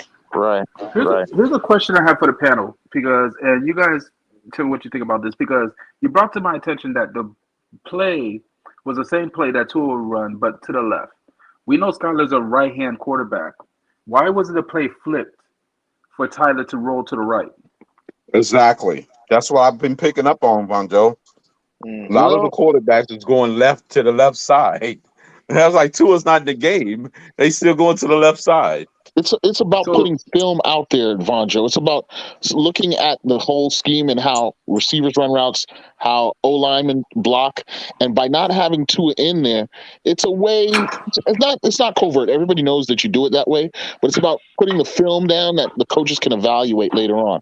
So, in other words, the coaches will be asking themselves, who will perform better when we call this play with Tua at the helm later on, right? And so you don't want to do that with Tua in there because then it becomes more obvious that that's a play that you know what I'm saying. So it's I don't think it's bullshit. fooling anybody. I don't Yeah, think it's fooling it's not fooling anybody. anybody. Right. Exactly. But But it's so about here's the getting tape question: down. is so would that be the notion? So are they done evaluating Skyler? Is Skyler evaluation completely done? Because you don't have him rolling to the right, which would be his natural throwing form, but you have him rolling through the left. So That's that the thing, shows. treating him as the third string quarterback, but him excelling regardless. Him selling despite. In other words, he's doing practice squad type stuff. You know what I'm saying? He's allowing our tape to be manifest on Eric Uzukama, for instance, right? Who is threatening to be a fourth or third receiver. They're putting on tape for the Austin Jacksons, who's getting those extra reps, to see how they'll block on certain plays. But we'll see. I mean, but again, the credit goes to Skyler because he's made the most out of these opportunities that aren't schemed for him, that aren't designed for him. All right, cool. I dig it. TD, you're muted if you're talking. Say we got some breaking news. Teddy just got traded to the Seahawks. You're not. You making a joke? Yeah. Nah, he's not serious. Yeah, I'm making a joke. Yeah. No. If Teddy didn't make this roster, it is over. Yeah. It is Over, over. CD? Skyler coming. Yeah. But Teddy, of Skyler. Right. but they gonna trade Skyler. They don't want no drama, man. What's up, Damien? I see you here. Listen, That man, would be a travesty, man. Come on, bro. We done hit our 3 hour mark, man. It's time to get up out of here until tomorrow, man. So y'all say the same crew, y'all do me a favor. Make sure y'all come through tomorrow because we want to talk about the official 53 and see what we got from there, all right? No pressure. With TD, I didn't know if you saw my comment, but I just wanted to give a special thanks to you and the panel. Y'all got me through my last 3 hours of work. So shout out to y'all and putting on this panel, man. I truly appreciate it. I appreciate you, man. Yeah. All right, Von Joe. All right, y'all. Y'all take it easy. All right, peace, everyone. Yeah. Peace. All right, man. Take care. Fins up. Man, everybody, listen, man. I love when people tell me I got them through their work shift, especially our truck drivers. Shout out to all our truck drivers out there. They always say, man, you get me through. I love it. I love it. I love it. I guess, these are things that make the job easier. So I'm happy that I can do that for many of you all and the panel. Shout out to the panel for helping provide great content and keeping the conversation going. This is TD FinStalk, home of the real Miami Dolphin fans. I already told y'all, congratulations. We actually hit a whole nother threshold on the channel, 21,500 subs. I saw that earlier today. Well, let me see if it's still the case. You know, we've been talking about Skyler a lot, so I probably lost 100 people. Let me see, y'all. No. We gained 14 more. So 21,514 subs, man. We on our way to 21,600. 100 at a time. We'll be at 22,000 before you know it. Y'all keep hitting that like button. Do me a favor. Let your friends and family members know about the channel. Let's try to get the channel up to 22K before before you know it. 486 to go. And we'll be there. But everybody who does their individual parts, thank y'all so much. I appreciate the love and the constant support for this great Dolphins content. Until next time, stay blessed. Love y'all. Peace. I am out.